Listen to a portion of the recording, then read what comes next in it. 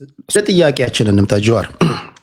ያለፉትን 8 ዓመታት የአብይ አህመድ የስልጣን ጊዜ እንዴት ተገመግመዋል? ቲንክ ፕሮፌሰር መራራን በጠይቀው በጣም አሳምሮ ይነግርሃል። አንድ ሁሌ የሚጠቀመው ቃል አለች from crisis to crisis to crisis እና ከአንድ ቀውስ ወደ ሌላ ቀውስ ከዛ ቀውስ ወደ ሌላ ቀውስ ይሄን የመጣንበት ነው። በጣም ትልቅ እድል ሀገሪቷን ለአንዴና ለመጨረሻ ጊዜ ወደ ዲሞክራሲያዊ ሽግግር ለመውሰድ ያሉ ልዩነቶችንም በሰከነ ፖለቲካ ለመምራት የሚያስችል ድል ነበር። በኢትዮጵያም ሆነ በዓለም ታሪክ አብይ ኢንጆይ ያደረገ መጀመሪያ አንድ ዓመት ያገኘውን የህዝባዊ ድጋፍ ያገኘ መሪ በጣም ጥቂት ነው። በጣም ከፍተኛ ድጋፍ ነው ያገኘው። ክሮስ ሴክሽን በብሔር፣ ሃይማኖት፣ ጾታ፣ እድሜ ሳይለይ በጣም ከፍተኛ ድጋፍ ነበር ያደገ የነበረው። ያ ድጋፍ ብዙ ነገሮችን ለመስራት የሚያስችል ህዝባዊ ጎርፍ ነበረ፣ ማዕበል ነበረ። ሜጀር ማንዴት ነበረ። ትዝ የሚለኝ የዛ ጊዜ ለመተቸት ራሱ በጣም ከባድ ሆኖ ነበረ። ለመተቸት ራሱ ትዝ ካለ እኔ እሱ አይሆንም ያልኩ ጊዜ ሽማግሌዎች ተሰብስበው ቤቴን የመጡት እና በጣም ከባድ ነበር እና በጣም ትልቅ አጋጣሚ ነው። ያን አጋጣሚ በአግባቡ መጠቀም ባለመቻላችን ወደ ቀውስ ገባን። ከአንዱ ቀውስ ወጣን ስንል ወደ ሌላ ቀውስ፣ ከአንዱ ስንወጣ ወደ ሌላ ቀውስ የሄድንበት ነው። ለዛ ነው ፕሮፌሰሩ አሳምሮ መረራ በጥቂት ቃላቶች ሰፋ ያለ ሀሳብ የመሰብሰብ ችሎታ አለውና ያ የሱ ቃል ነው ቲንክ ኤንድ ዲስክራይብ ለማድረግ የሚረዳው። ብዙ ጊዜ እላቸዋለሁ አብዛኞቹ እኔ እንኳን ማውቃቸው አብዛኞቹ ዛሬ የሚቃወሙት ያኔ የኦሮሞ ኤሊቶች እናንተ በምትቃወሙት ሰዓት ይተቿችሁ ነበር። ፐብሊክ ሪካርድ ነው፣ ምንም የትላንት የከሰዓት በኋላ ታሪካችን ነውና ነገሮች የተገለባበጡ እዚህ መተን ነው። እሺ መልካም። ህዝባዊ ወያኔ ሓርነት ትግራይ አብይ አህመድ እንደ ኃይለማርያም ደሳለኝ የሚሆን መስሏቸው ስልጣን ለቀቁለት እንጂ እንዳሁኑ ቢሆን ኖሮ ስልጣን የመልቀቅ ቀርቶ አይደለም እስከ መጨረሻው ደም ጠብታ ድረስ ፋይት ያደረጉት ነበር የሚሉ ወገኖች አሉ። ምን ትላለህ? እንዳሁኑ ይሆናል ብለው ቢያስቡ ኖሮ እስከ መጨረሻው ይዋጉት ነበረ።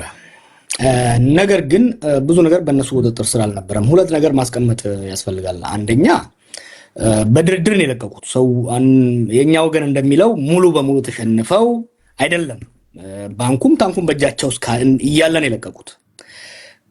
የነበረው ስትራቴጂ ለ2 ዓመት ወይም 3 ዓመት ነው ከጀርባ ስንደራደር የነበረውና የኛም ስትራቴጂ ምን ነበረ?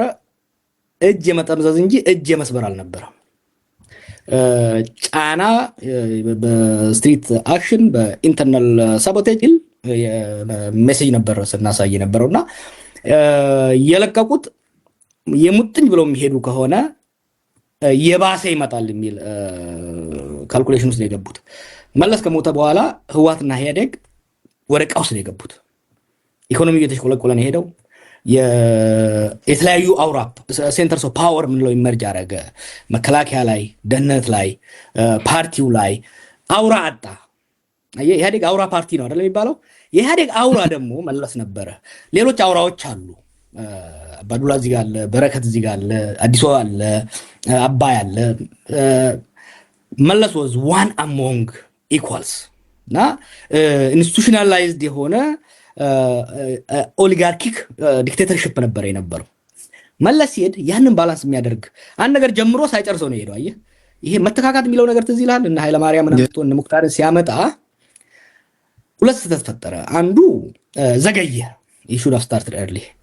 ሁለተኛ ፒክ ያደረጋቸው ሰዎች እሱ ከጀርባ ያው ምን ያህል እንደምንቆይ አናውቅም። ለዚህ ላይ አሁን መለስ መተቸት ከባድ ነው። ምን ያህል እንደምንቆይ አናውቅም።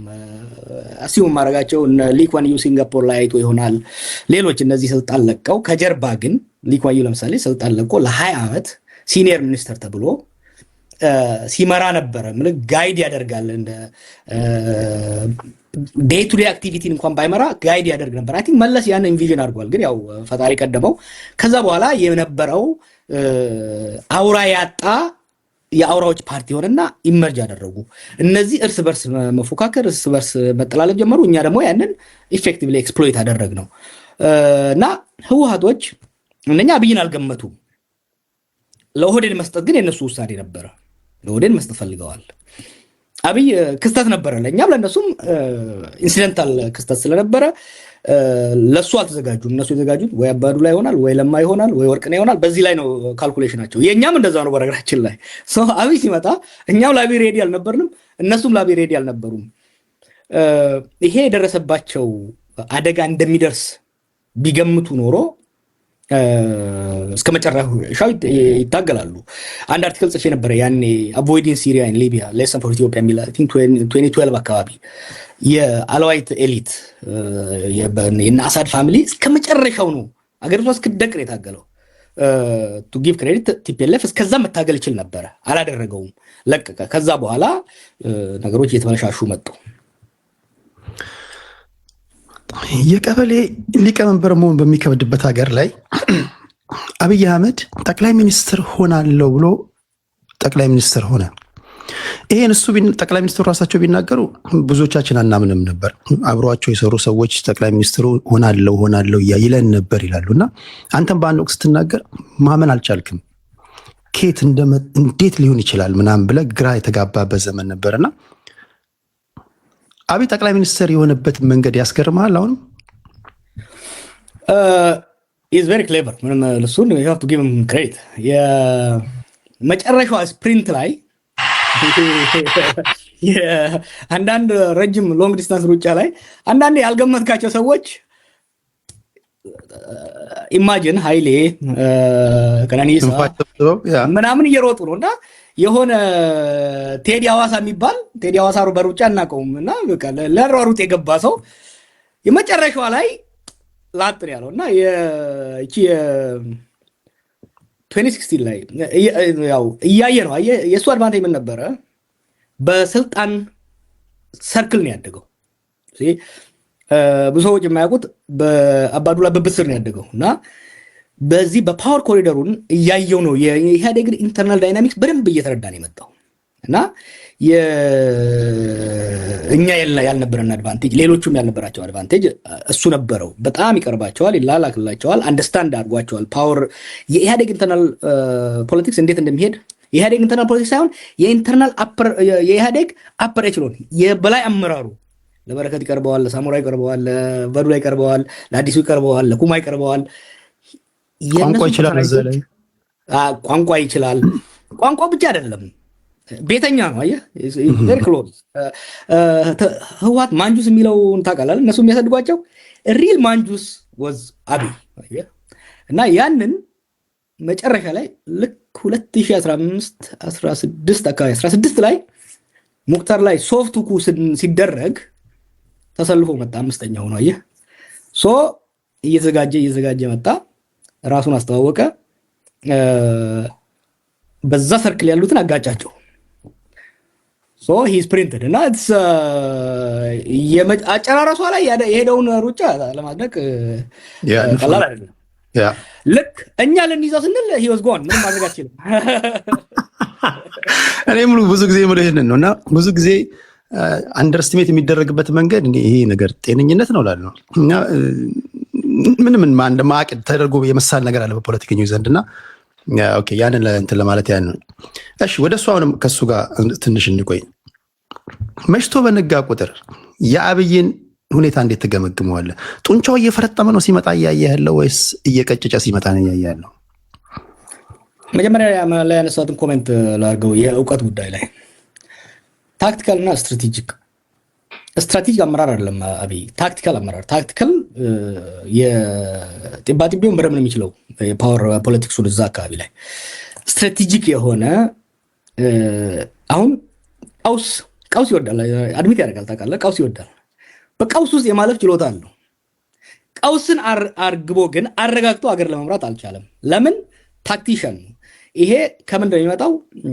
ህወሓቶች እንመለስ ብአዴንን፣ ኦፒዲዮን፣ የደቡብን ፓርቲ ሲመሰርቱ ፒክ ያደረጓቸው ሰዎችም ስትራቴጂክ ሊደርሽፕ ሊሆኑ የሚችሉትን ሰዎች እየመቱ ታክቲካል አስፈጻሚዎችን ብቻ ነው ሲያሰለጥኑ ያደረጉት እና ሁሌ እንደምለው የስትራቴጂክ ሲቹዌሽን ሩም ውስጥ አላስገቧቸውም። ታክቲካል ሩም ውስጥ ነው ለአፈጻጸም ነው የሚጠሩት እና አንድ እሱ፣ ሁለተኛ ደግሞ ጁኒየር ኦፊሰር ስለነበረ በመከላከያ ውስጥ በኦፕሬተርነት፣ ከዛ ደግሞ በፓወር ኮሪደሩ ላይ ነው እያስፈጸመ ነው እንጂ የመጣው ስትራቴጂክ ውስጥ አልነበረም። የትምህርት ዝግጅቱ የአመራር ልምዱ ተደማምሮ ስትራቴጂክ አመራር ሊያደርገው አልቻለም። ለዚህ ነው አሁን ከቀውስ ሊያወጣን ያልቻለው። ቢገር ፒክቸር ማየት አልቻለም። ዴይ ቱ ዴይ ነው ማኔጅ እያደረገ ቀን ተቀን ቀውሱን ነው ማኔጅ እያደረገ የመጣው። አሰ ታክቲክ ዩ ሃቭ ቱ ጊቭ ኢት ቱ ሂም ኢዝ አ ታክቲሽን። ስትራቴጂክ ግን አት ሌቭል ኦፍ ኃይለሥላሴ አት ሌቭል ኦፍ መለስ በዛ ደረጃ መጫወት አልቻለም። ስትራቴጂክ ላይ እንዴት ነው እየፈረጠመ የመጣው? በጣም ኢንትረስቲንግ ነገር ነው ኢትዮጵያ ውስጥ የሆነው። በአንድ ወገን የአገረ መንግስቱ አቅም እየመነመነ ነው የሄደው። የአገረ መንግስት አቅም በምንድን ነው የሚለካው? አንደኛ የሀገሪቷ ክልል፣ የሀገሪቷ የቆዳ አለ አይደለም፣ በዛ ውስጥ የአብሶሉት የጉልበት የበላይነት፣ የመቅጣት የመሸለም አቅም፣ ፓኒሸር ሪዋርድ እንደ ዋና እንትን አገረ መንግስቱ እንደዛ መሆን አልቻለም። እሱ እየተመናመነ መጥቷል። ሁለተኛ አቢሊቲ ቱ ታክስ ሪቬኑ ለመሰብሰብ የአይኤምኤፍ እንዳታ ስታየው ታክስ ቤዝ ማስፋት የተፈለገው ግን ታክስ እየተደረገ ያለው ከኢህአዴግ ዘመን ራሱ ሽሪንክን ያደረገው በአዲስ አበባ እና በዋና ከተሞች አካባቢ ብቻ ነው ታክስ እየተደረገ ያለው። ምክንያቱም ከዛ ውጭ ያለው ከስቴቱ ኮንትሮል እየላላ ሄዷል ማለት ነው። እና የሀገረ መንግስቱ አቅም እየተዳከመን የመጣው። በተቃራኒው ግን ስልጣን በጣም በጣም በጣም በጣም በአንድ ሰው እጅ ጠቅልሎ ነው የገባው። እና አሁን አፄ ኃይለሥላሴ ስዩም እግዚአብሔር ነበሩ፣ አብሶሉት ሞናርክ ነበሩ። ከምኒልክ ዘመን እነኚህ ዋርሎርዶቹን ወደዛ ወደ እናንተ አካባቢ ያሉትንም ወደኛ አካባቢ ያሉትንም እና አባ ጅፋርንም እና ጦናንም እየደቆሱ ሴንትራላይዝ አድርጓል ኃይለሥላሴ። ስቴት ሴንትራላይዝ እያደረገ ነው የመጣው። አብይ ግን ፓወርን በጣም ነው የጠቀለላት። በኋላ ልታነሱት ይችላል። አሁን ሰሞኑ በዚህ በናሽናል ዳያሎግ ያደረገውንም ስታይ በጣም በጣም ነው ያጠቃልለው። አንድ ነው ያደረገው። ችግሩ ምንድነው? ስልጣንም በጣም ነው ኮንሶሊዴት ያደረገው። ግን የስልጣኑ አቅም፣ ስልጣኑ ብሮድካስት የሚደረግበት የሀገሪቷ ክልል ግን እየመነመነ እየጠበበ ነው የመጣውና እንዴት ኤክስፕሌን እንደማደርገውና ሁለት ኮንትራዲክሽን ነው። ለዛ ነው አሁን አንተ ይሄ የምታነሳው ጥያቄ በጣም ኢንትረስቲንግ ነው። በፖለቲካል ሳይንስ ክላሶች የሚነሱ ናቸው። ሬርሊ ነው የምታየው አንድ አምባገነን በጣም ፈልጣማ ሆኖ ሲመጣ በሀገሪቷ በሙሉ። ለምሳሌ መንግስቱን ብትወስደው 74 ላይ ወደ ስልጣን መጣ። በ79 ተጻራሪዎቹን በሙሉ መጥቷል። በ81 82 በአብዛኛው ሀገሪቷን ከተወሰነ የኤርትራ ቆላማና ተወሰነ ሐረርጌና ኦጋዴን በስተቀር ጸጥ ረጭ ማድረግ ችሏል። አሁን ይሄኛው ግን አልቻለም። በዛ እስከ 8 ዓመት በኋላም አብዛኛው ሀገሪቷ ክፍል እስከ ቢሾፍቱ ድረስ በአማጺ እንቅስቃሴ ያለበት ነው እና ይሄ ነው ኮንትራዲክሽን ነው የሚታየኝ። ጀዋር ኤክስትሪም ሌፍት ዊንግ ነበረ።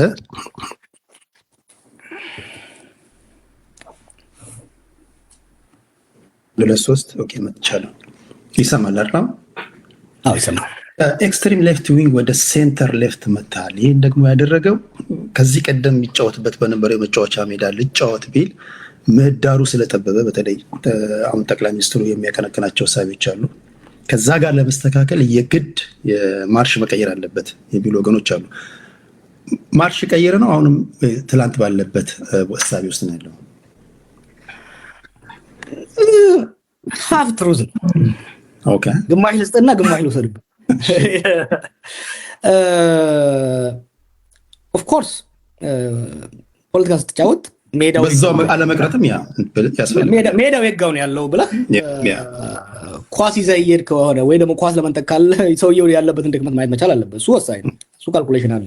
ሁለተኛው ደግሞ እኔ በኦሮሞ ናሽናሊዝም ውስጥ ነው ያደግኩት። የኦሮሞ ናሽናሊዝም ትግል ነው ሲካሄድ የነበረው። የኦሮሞ ናሽናሊዝምን ብዙ ያልተረዳው በቄሮ ጊዜ ወደ መካከል እንዳመጣ ነው ብዙ አልተረዳም። እስከ ኦሮሞ ፈርስት ካምፔን ድረስ የኦሮሞ ንቅናቄ መፈክር ኦሮሚያ ሻል ቢ ፍሪ ነበር። ኦሮሚያ ሻል ቢ ፍሪ ማለት ከኢትዮጵያ እንገንጣለን፣ ምንም ጥያቄ የለውም። እኛ ግን ኦሮሞ ፈርስት አለ። ኦሮሞ ፈርስት እና ኦሮሚያ ሻል ቢ ፍሪ ፈርስት መካከል ኦሮሚያ ሻል ቢ ፍሪ እና ኦሮሞ ፈርስት መካከል ያለው ልዩነት መጽሐፉ ላይ ጽፌዋለሁ። ብዙዎች ያኔ ቀስ ብለን ነው ሙቭ ያደረግነው። የኦሮሞንም ህዝብ ጥያቄ ለመመለስ ከኢትዮጵያ መገንጠል ሳይሆን ኢትዮጵያ ላይ መብታችንን ማስምጣት የሚል ነው እና በዛ ሄደን መጨረሻ ላይ ያጫሉ መፈክር አለ 4 ኪሎ ትገባለች የሚል በዛ የተቋጨው ማለት እና ይሄ ወደ ሴንተር የመምጣቱ ነገር እኔም ብቻ ሳይሆን ሙቭመንቱን ወደ ሴንተር የማምጣቱ ነገር በአብይ ዘመን የተጀመረ ሳይሆን ከአብይ በፊት ራሱ ቀስ ብለ ሪቶሪካሊ ለጠጥ ነው ብሔረተኛ ነው ሪቶሪካሊ ፕራክቲካሊ ግን ትርክቱን መፈክሩንም አመጣ ነው ትርክቱንም ወደ መሐከል አመጣ ነው ስሎጋኑ ግን ለብዙ ሳይ ሞቢላይዝ የሚያደርግ ነበር ግን መሐል ነው የመጣ ነው አሁን በማንነት ላይ የነበረውን የኦሮሞ ናሽናሊዝም ወደ ምን አመጣ ነው ወደ ኢኮኖሚ አመጣ ነው ወደ መሬት አይደለም ማስተር ፕላን እኮ የማስተር ፕላን እኮ ኢት ዋዝ ኢኮኖሚ ሴንተር ሙቭ አደረገን ወደ ሴንተር አሁን ደግሞ አይ ዶንት ኖ ከዚህ ፊት ያያቸው 4 ዓመት አካባቢ የትርክት አድጀስትመንት ያስፈልጋል ብዬ የጻፍኩት ረጅም ጽሁፍ ነበርና ከዛም ጀምሮ እስር ቤትን ቁጭ በደንብ አሰብኩበት ሞር ወደ ሴንተር ማምጣቱ አስፈላጊ ነው አንደኛ ለኦሮሞም አስፈላጊ ነው ወደ ሴንተር ማምጣት አለበት ፖለቲካው ለኢትዮጵያም ቢሆን በተለይ ጦርነቱ ምን አሳየኝ መሰለ አንዳንዴ ከፖለቲካው ምህዳር ወጥተህ ስታየው የሚረዳ ነገር አለ እስር ቤት ሆኜ ሳይ የነበረው ለማጠንጠን የረዳኝ ነገር ምንድነው ብሔረተኝነት ኢትዮጵያ ውስጥ መለጠጥ ከሚችለው በላይ በቃ ሄዷል ከእንግዲህ በኋላ በተለጥሰው ይበጥሳል አክቹዋሊ ተበጥሷል ማለት ይችላል ኢትዮጵያ ውስጥ አሁን ኢትኖናሽናሊዝም has reached its limit ሰዎች መረጃት ያለባቸው ኢትኖናሽናሊዝም ከዚህ በላይ ሊሄድ አይችልም ህዝቡ ሮማንቲሳይዝ ያደርግ የነበረው ሁለት ነገር በጣም ሮማንቲሳይዝ ያደርግ ነበር ኢትዮጵያ ውስጥ አንዱ የትጥቅ ትግል ነው ሁለተኛው ብሔረተኝነትን በጣም ሮማንቲሳይዝ ያደርግ ነበር ትግራዋይነት ኦሮሞነት አማራነት ሄዱና አይ ቲንክ ሐዋሳንና ትዝ ይላል የሲዳማ ናሽናሊዝም አሁን የሲዳማ ናሽናሊዝም ረግቧል እኮ ለምን የረገበው በክልልነት ላይ ያነጣጠረ ብሔረተኝነት ነበር ክልልነት ካገኘ በኋላ ኦኬ ክልልነት አገኘው ኑሮ የተለወጠ ወይ ክልል ሆንኩ ከነኛ ከተነጠልኩ ኑሮ የተሻለው ይሽሏል ወይ የሚል ጥያቄ እና አሁን የሲዳማ የምትወደው ኢንተርናል ክሪቲሲዝም ላይ ገብቷል እና የኦሮሞም አሁን ድሮ የሌላ ገዛዝ ምናምን የሚለው አሁን ቀረና እንዴ ለካ ችግሩ የሌሎች ብቻ አይደለም ከኛም ውስጥ ዘራፊ ቀማኛ ጨቋኝ ይወጣሉ የሚል አምጥቷልና ብሔረተኝነት ሊሚት የትግራይ ናሽናሊዝም ወሰደው ለምሳሌ የትግራይ ናሽናሊዝም በጣም በኢትዮጵያ ውስጥ ፋሲኔቲንግ እና በጣም ፓወርፉል በነገራችን ላይ አሁን ሰዎች እንደሚያጠሉት አይደለም ህወሓትና ሻቢያ በአፍሪካ ከወጡ ሊበሬሽን ሙቭመንቶች ውስጥ ጠንካራውን ፖለቲኮ ሚሊተሪ ኦርጋናይዜሽን የገነቡት ከዚምባብዌዎችም የበለጠ ከሌሎችም የበለጠ በጣም ሶሊድ የሆነ ፋውንዴሽን ያላቸው ናቸው የትግራይ ነው የምትወስደው ያ በጣም ሶሊድ የሆነ አናሳም ከመሆኑ የተነሳ ኮሄሽኑ በጣም ጠንካራ የሆነው ናሽናሊዝሙ እንዳለ ሆኖ ግን ኢንተርናል ዲቤት ፈጥሮበታል ፍራክቸር አድርጓል ምንድነው ያመጣው የኢትኖ ናሽናሊዝም መካረርና በዛ ላይ የሚሊተሪው መጋጨት ሚሊተንሲና ኢትኖ ናሽናሊዝም ተካረረና እርስ በርሱ ተጋይቶ ረገበ ማለት ስለዚህ ነው አሁን ሰሞኑን ከእንትና ጋር ስናወራ ነበር ከቴዲ ጋር ስናወራ አንዱ የለብረ ጦርነት ያልተጀመረው ቴዲ ወደ ኋላ ልውሰድና 2020 የትግራይ ጦርነት ከመጀመሩ በፊት ከ2019 እስከ 2020 እኮ ኮሌክቲቭሊ አብደን ነበር እንደ ህዝብ በለው ጣለው ቁረጠው ነበር ምክንያቱም ጦርነትን ለ30 ዓመት አላየናትም ነበር ኢትዮጵያ ውስጥ ኢንፋክት ከአጼ ምኒልክ ጦርነት ወዲህ ኢትዮጵያ ህዝብ ጦርነት ያየው አሁን ነው ማለት ይችላል እኔ ምክንያቱም ከዛ በፊት የነበሩ ጦርነቶች በኤርትራ ተራሮች በባሌ እና በኦገዴን ቆላማ አካባቢ እንጂ የሀገሪቷ ሰፊ አካል ለጦርነት አልተጋለጠም አሁን ባለፉት ከ2000 እስከ 2020 ድረስ ያላዩት ሀገር ይናፍቃል አይነት አይደለ ጦርነት በጣም ናፍቆን ነበርና we gave it all በአጭር ጊዜ ውስጥ በሁለት ዓመት ውስጥ የ1 ሚሊዮን ሰው መሞት ብቻ ሳይሆን ጦርነት ጠግበን አስታወቀን አቅለሸለሸው ህዝቡ ላለፉት 6 ወራት የነበረውን ነገር ብትወስድ የትግራይ ሚዲያ በከፍተኛ ደረጃ የጦርነት ቅስቀሳ ያደርጋል የአብይ ሚዲያ በከፍተኛ ደረጃ የጦርነት ቅስቀሳ ያደርጋል ግን አንተ ከኔ የበለጠ ሚዲያ ላይ ታያለህ ጦረኛን ታያለህ በጣም ትንሽ ነው የምታየው ሰው በጣም ጥቂት ናቸው ህዝብ ውስጥ ሄደ አዲስ አበባ ላይ መቀሌ ላይ ብታይ ጦርነት ማች መጣብን ውፍ የሚል እንጂ ጦርነት የሚሸሽ ወጣት እንጂ እንትራታይም የአብይም እነ ደብረጽዮንም አስገድዶ ወደ ጦርነት ሰው እያፈሱ ነው። 2020 ላይ ግን ሰው ፈልጎ ነው ሆብሎ የገባላቸው ማለት እና ኢትኖ ናሽናሊዝምም ሚሊተንሲም ሊሚቱን ሪች አድርጓል። እንደ ፖለቲከኛ ነጋዴ ነው፣ ሐሳብ አይደለም የሚሸጠው። ያንን ኦዲየንስ ማወቅ መቻል አለብኝ። እኔ ብቻ አይደለሁም፣ ማንኛውም ሰው ቢሆን ዛሬ ላይ ጦርነትን ለኢትዮጵያ መሸጥ አትችልም። 2019 ላይ እኛ ወደ ሰላም ስናወራ እኮ ሰው አይሰማንም ነበር፣ ምክንያቱም ገበያው የጦር ነበር። ኢትዮጵያ ውስጥ አሁን ያለው ደግሞ የፒስ ማርኬት ነው። ለዚህ ነው አሁን አብይ ራሱ ሞክሮ በባህር ሞከረው በምን ሞከረው ትቶ አሁን ተለሳልሶ ሞር ወደ ሰላም ወደ ዲያሎግ ወደ መናገር የሚመጣበት ገበያውን ስላላየ ነው። አስረዘምኩብህ፣ ግን የኔም ከዛ ካልኩሌሽን የመጣ ነው ማለት ያለው። ከዚሁ ጋር በተያያዘ አንድ ወሳኝ ጥያቄ ላንሳልህ። አሁን ብሔርተኝነቱ እየረገበ መጥቷል ነው የሚል ድምዳሜ ላይ ደርሳል። የሚታየውም ነገር እንደዛ ነው ብላል። ከዛ ጋር በተያያዘ ግን የኦሮሞ ትግል ስኬቱን መታ ከምንልበት ዋነኛ መንገድ አንዱ አማራ እንዲል ማድረጋችን የሚል ንግግር አለ ባልሳሳት። ምን ማለት ነው እሱ? ያኔ ያልኩት እና አንዱ የነበረው ያኔ ለድርድር ምንድን ነው የአማራ ፖለቲካ ኤሊቶች በኢትዮጵያ ነበር የሚሄዱት። ስለዚህ አሁን በእኛና በትግራይ መካከል መከራከር እና መደራደር በጣም ቀላል ነበረ፣ ልዩነት ቢኖርም። ምክንያቱም እንደ እንትን ነው የምትመጣው፣ እንደ አንድ ሰብ ነው የምትመጣው። ያኔ የአማራው ፖለቲካ ኤሊት ግልጽ የሆነ የአማራ ኢንትረስት እያራመደም በኢትዮጵያ ስለሚመጣ ኦኳርድ ያደረገው ለመደራደር በጣም አስቸጋሪ ሆነ። አማራ የበራሱን ፖለቲካ ኢንትረስት እኔ እንዳንተ ያሉ ኢትዮጵያኒስቶች አይኑሩ አይደለም እያልኩ ያለሁት። ኢንፋክት መብዛት አለባቸው፣ ከተለያየ አካባቢ ይመጡና ሲቪክ ናሽናሊዝም የሚያራምዱት መኖራቸው ጥሩ ነው። ነገር ግን በኦሮሞና በአማራ መካከል፣ በትግሬና በአማራ መካከል በሚደረግ ድርድር ግን ወረድ ብሎ የኔ ኢንትረስት፣ ክልላዊ ኢንትረስት፣ የብሔር ኢንትረስት፣ የቡድን ኢንትረስት ይሄ ነው ብሎ አርቲኩሌት ለማድረግ መሄድ መቻል አለበት እና ለዛ ነው አሁን ብዙ ጊዜ አሁን ከአማራ አክቲቪስቶች እና ከአማራ ኃይሎች ጋር እየተካረረ ይመስላቸዋል አንዳንድ ሰዎች። ግን እንግባባለን፣ ምክንያቱም የጋው ድንበሩ የጋው የሚል ብዙ ነገር ሞክረናል። አሁን ባለፉት 6 ዓመታት ፍሬ ያፈሩ አይመስላቸውም እንጂ ለብዙ ሰዎች እያፈራ ነው። ኢንተረስት የጋው እንደሚቆም መረዳዳት ይቻላል። ለዛ ነው ስለነበረው የክሊር አድርጎ የራሱን ኢንተረስት አርቲኩሌት አድርጎ መምጣቱ ጠቃሚ ነው። አሁን ናሽናል ዳያሎግ ላይ ወሰደው። ናሽናል ዳያሎግ ላይ የአብንም የብልጽግናም የኢዜማም አብረው ረግጠው የሚወጡበት እድል ታያለ፣ አትሊስት የሚዘገበው እውነት ከሆነ ማለት ነው። እና ኢንተረስቱን እንደዛ አርቲኩሌት ሲያደርግ እዚህ ጋር ከነካሁት ፈቀቅ ሊልኝ ይችላል፣ እዚህ ጋር ከነካሁት ሊገፋኝ ይችላል የሚል ክሊር የሆነ መደራደሪያ ነጥብ ይኖራል ከሚል የተነሳ ነው።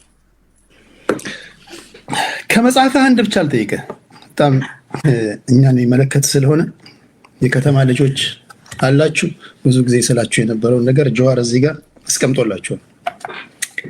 በነገራችን ላይ የሀልጸጸትም የጀዋር መሐመድ መጽሐፍ ነው። ይሄን የላከልኝ ወዳጄ መሐመድ ነው። መሐመድ ቴንኪ፣ በጣም አስፈርሞ ነው የላከልኝ። ቴንኪ ጀዋር ፈርመ ስላላክልኝ። ገጽ 49 ላይ 3.3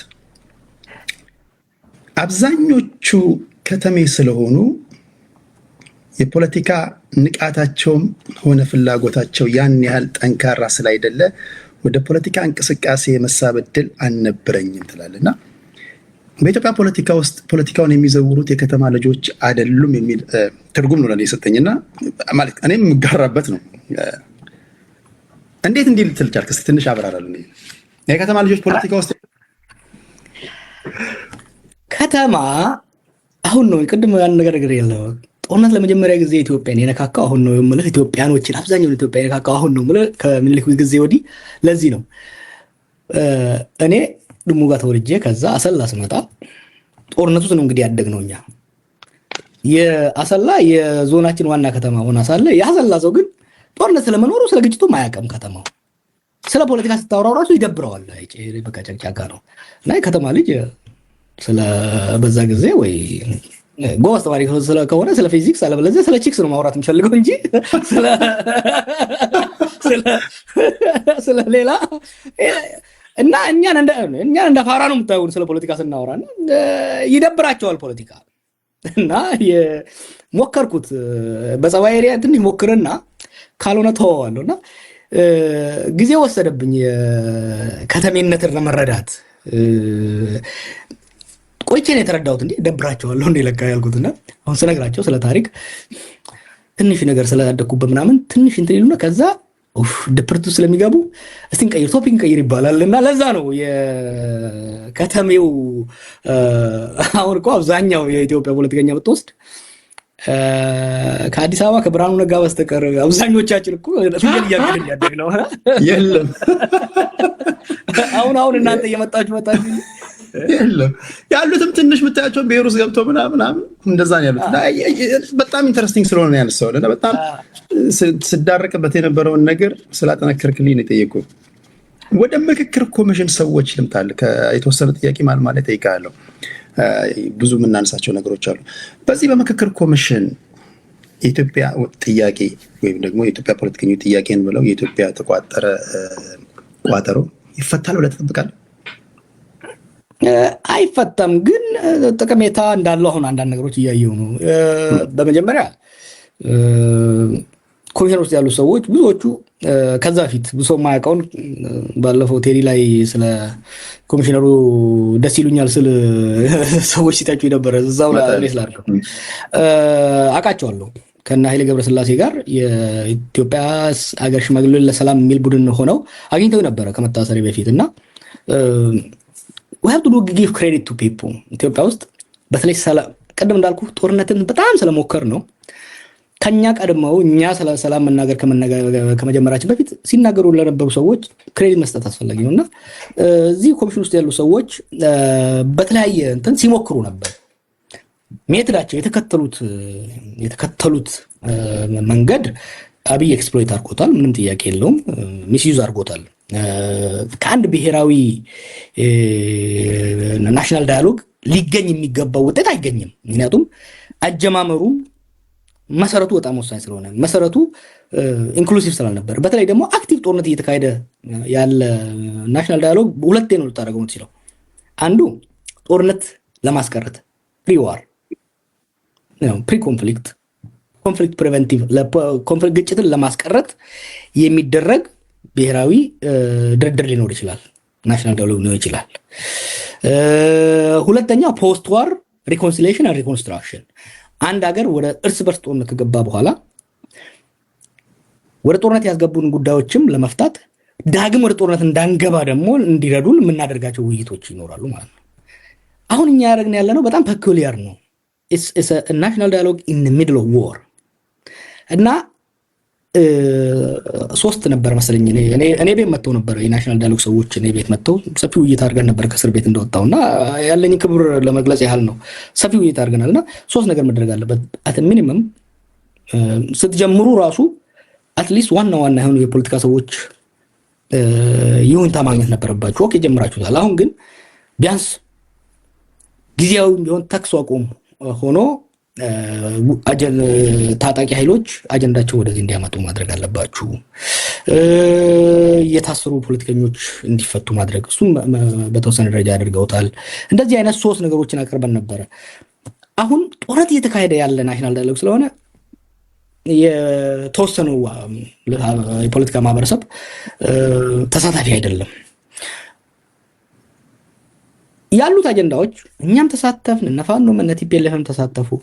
ያሉት አጀንዳዎች ከነዚህ አሁን ካሉት አጀንዳዎች ውጭ አይሆኑም። ቱ ቢ ኦነስት አሁን ያሉት አጀንዳዎች ናቸው አጀንዳ የሚሆኑት።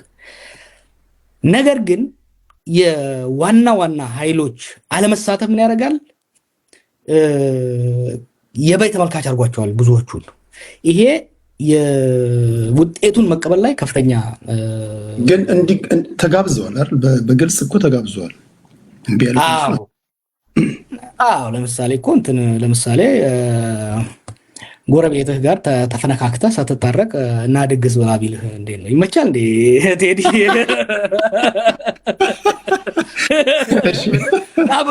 ና ብሎ መርዝ ቢጨምርለት ና ብሎ በሩን ዘግቶ ቢወቃውስ እና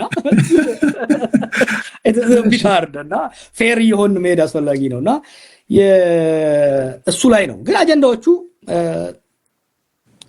በናሽናል ዳያሎግ ደረጃ አንወስደውም። ግን የአብይ የፈለጋቸው ነገሮች አሉ። ከዛ ግን የኢትዮጵያ ሕዝብ ሊጠቀማቸው የሚችሉ ነገሮች አሉ።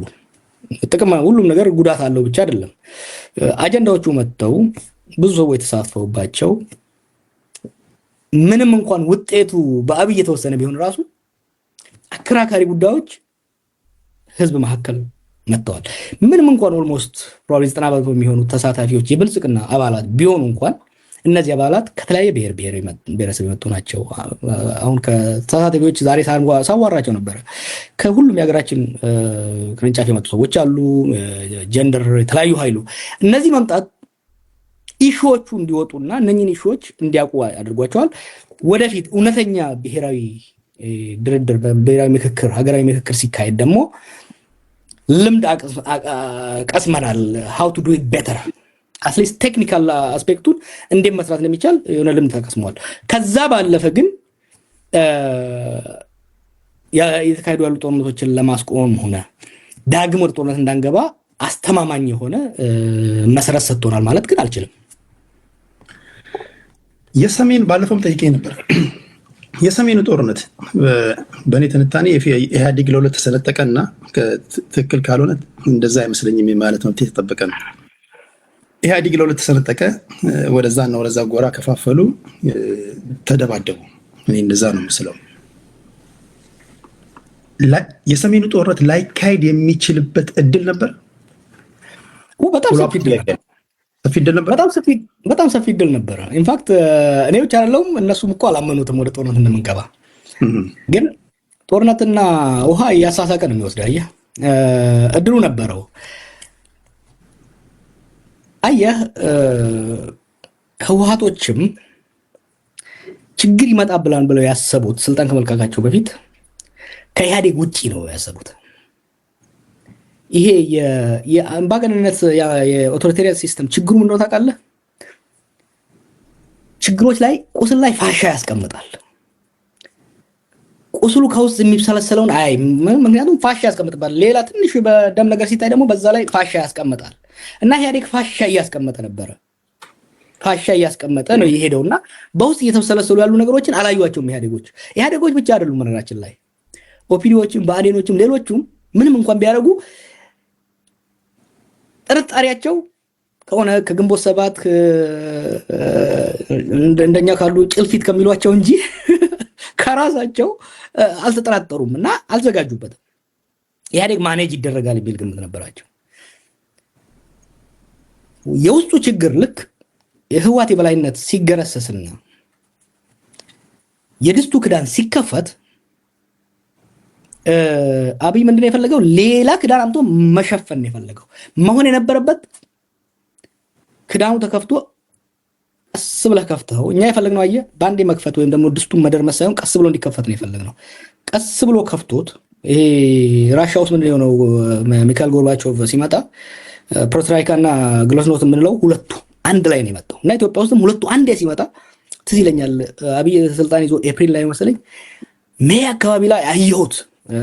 ኦብሰስ ሆኜ ነበር ያኔ ዩጎዝላቪያ እና ሶቪየትን እያጠናውና ታየኝ ይሄ ነገር ሲመጣ። ይሄ መጀመሪያ አካባቢ የነበረው በጣም ሰፊ ሪፎርም፣ እስረኞችን መልቀቅ፣ ሚዲያዎችን መልቀቅ ሙሉ በሙሉ በጣም ፈጠነ። ማኔጅ አይደለም የሆነው፣ በቃ ኤክስፕሎሲቭ ሆነ። አንዴ የከፈተውን እንፋሎት ወዲያው ሊከርነው ሞከረ አብይ። ይሄ ችግር ውስጥ ከተታ። አንድ ያዘልኝ።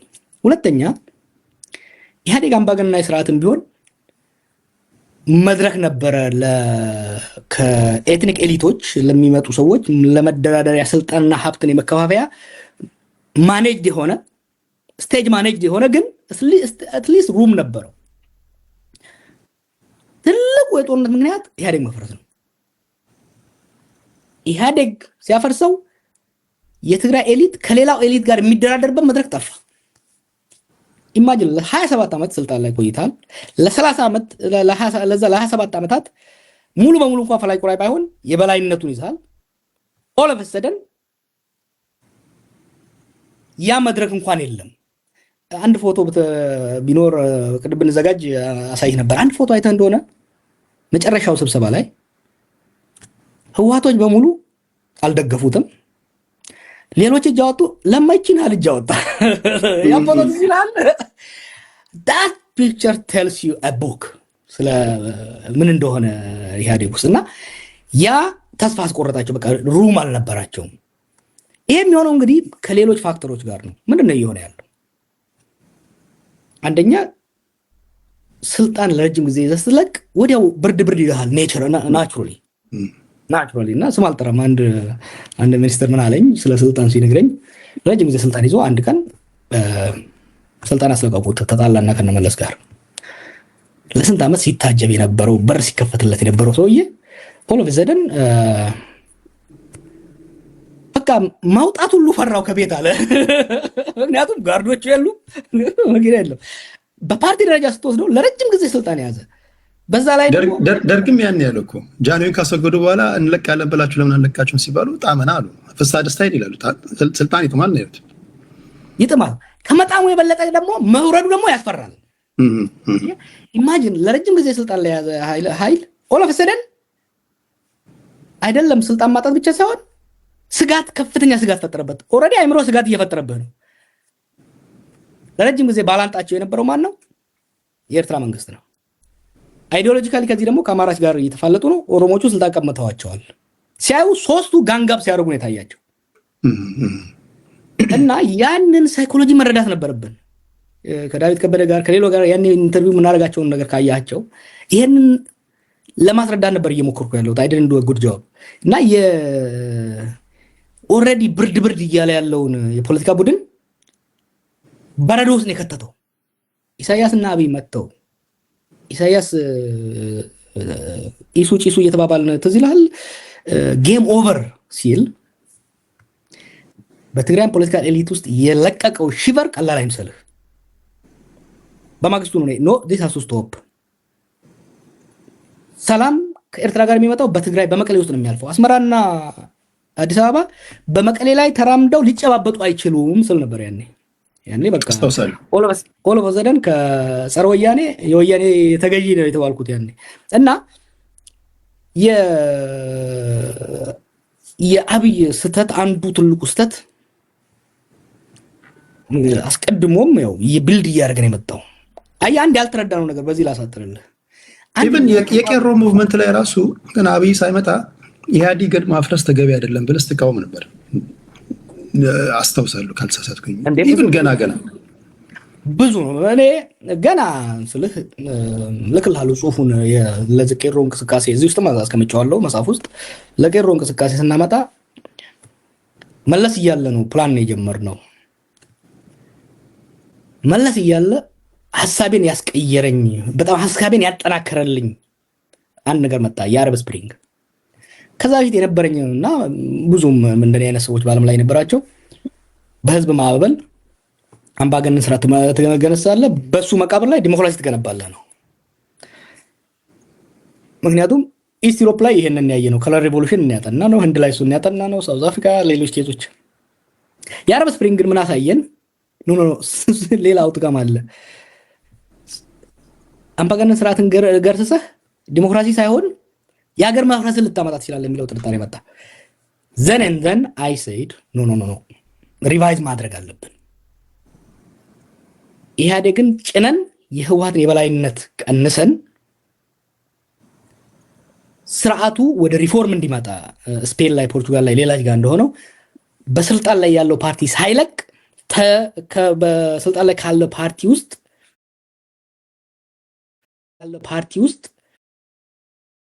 እነ አስቴር ሃርድ ላይነር ነበሩ።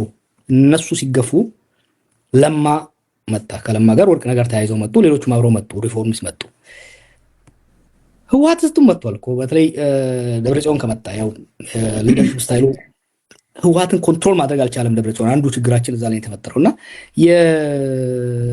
ያኔም ራሱ ኢህአዴግ እንዳይፈርስ ስል የነበረው ለኢህአዴግ ፍቅር ሳይሆን መልቲ ኤትኒክ የሆነ ሀገር ውስጥ በጣም ካልተጠነቀቅ የኤትኒክ ኤሊቱ ሊደራደርበትና የሀገሪቷን ዳቦና ስልጣን ይህን ስል ብዙ ሰዎች ክሩል መስላቸዋሉ በት at the end of the day it's about that ያንን ሳይቧቀስ ቡጢም እየሰነዘረ ሳይመታ ሳያንቅህ ግን እንደዚህ ከረባትህን ያዛርጎም ቢሆን የሚደራደርበት መድረክ ያስፈልግ ነበርና የዛ መፍረስ አሳጣን።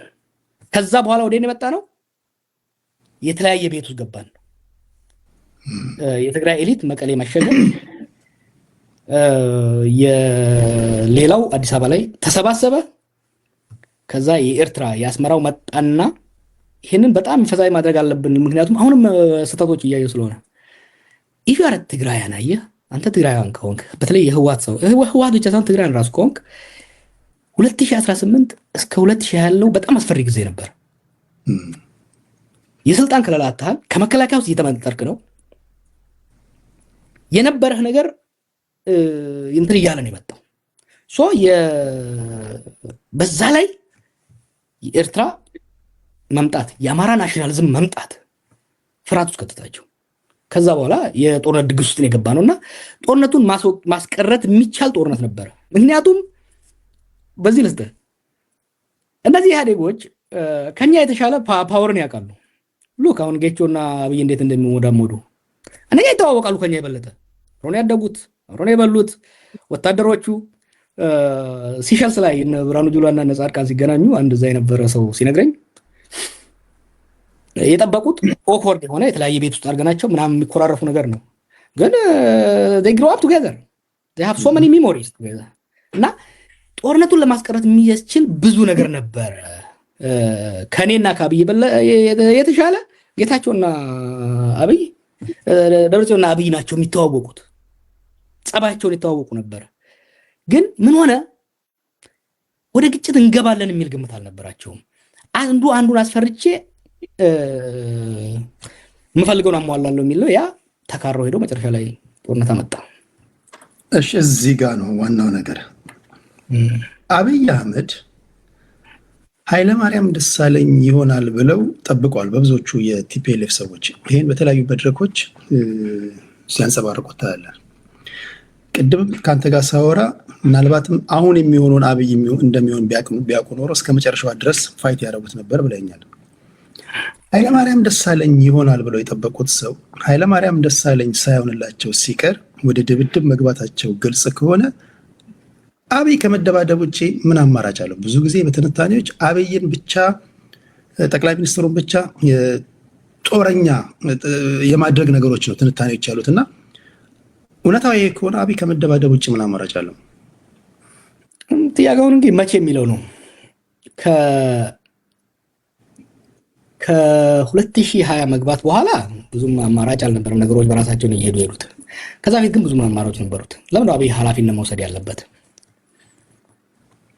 የሀገሪቷ የፖለቲካ ማዕከል ጠቅላይ ሚኒስትር ነው ኢትዮጵያ ውስጥ ቺፍ ኤግዜኪቲቭ ኦፊሰር።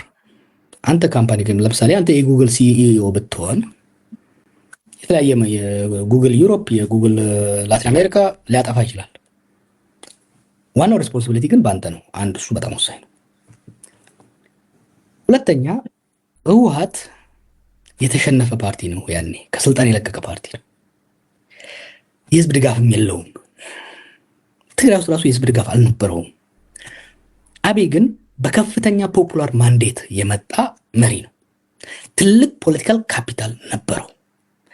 ያም ፖለቲካል ካፒታል በፖለቲካ ውስጥ የፖለቲካል ካፒታል በጣም ወሳኝ ነው። ልክ እንደ ብር ማለት ነው። አንድ የታክሲ ሾፌር እና አንድ የመኪና ካምፓኒ ያለው ሰው የመደራደሪያ አቅማቸው የተለያየ ነው። በእኩል ሚዛን ልትይዛቸው አትችልም። አየህ። እና አብይ ያንን ካፒታል በመጠቀም ግሬሽስ መሆን ይችል ነበር። ወቅቱ እንደፈለገ ማድረግ ፓወር ነበረው ብለህ ታስባለህ? ማሳየት ፈለገ እሱን። አየህ። ለምን ወደኋላ ልውሰድና አንዳንድ ያደርጋቸው በጣም ሲሊ ግን ኮስትሊ የነበሩ ሚስቴኮች ጌታቸውንና እነ ሳሞራን ያባረረበት አካሄድ ትክክል አልነበረም። አንድ ሰው ኢጎ አለው። ለ17 ዓመት መስለኝ የመራው ጌታቸው አሰፋ ደህንነትን በመለስ ጊዜም እንትናው ከመለስ በኋላ በቃ ዋናው ሰው ሆነ። አይ በመለስ ጊዜ ነው የተጀመረው። ከክንፈ ቀጥሎ ነው የመጣው። በመለስ ጊዜ ወደ 78 ዓመት ከዛ በኋላ ምን ቀጥሎ ነው ሄደው እና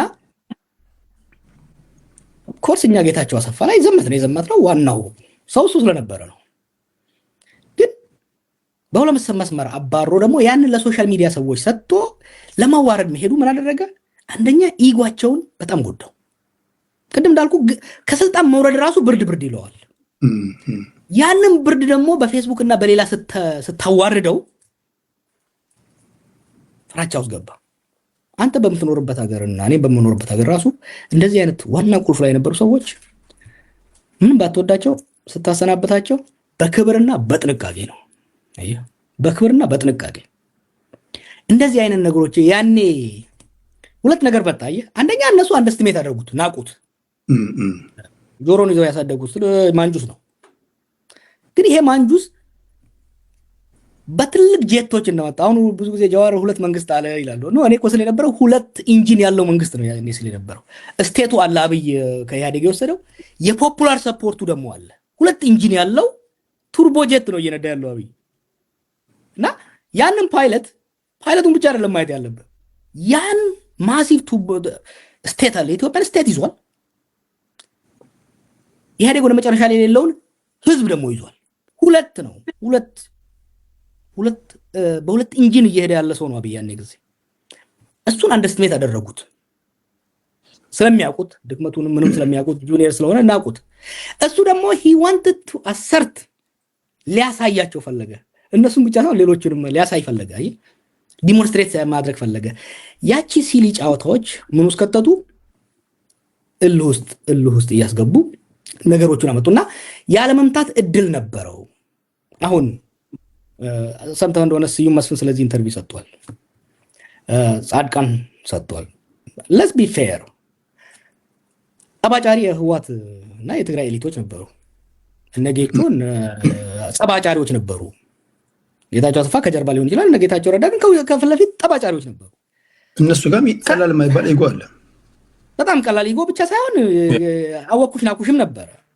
ግን ደግሞ ከትግራይ ደግሞ ሰላም የፈለጉ ሰዎች ነበሩ እኮ እና ስዩም ለረጅም ጊዜ የኢትዮጵያ ቺፍ ዲፕሎማት፣ የህዋትም ቺፍ ዲፕሎማት 40-50 ዓመት ስልጣን የነበረው ሰው ነው እና ኤክስፒሪየንስ የነበረው ሰው ነው።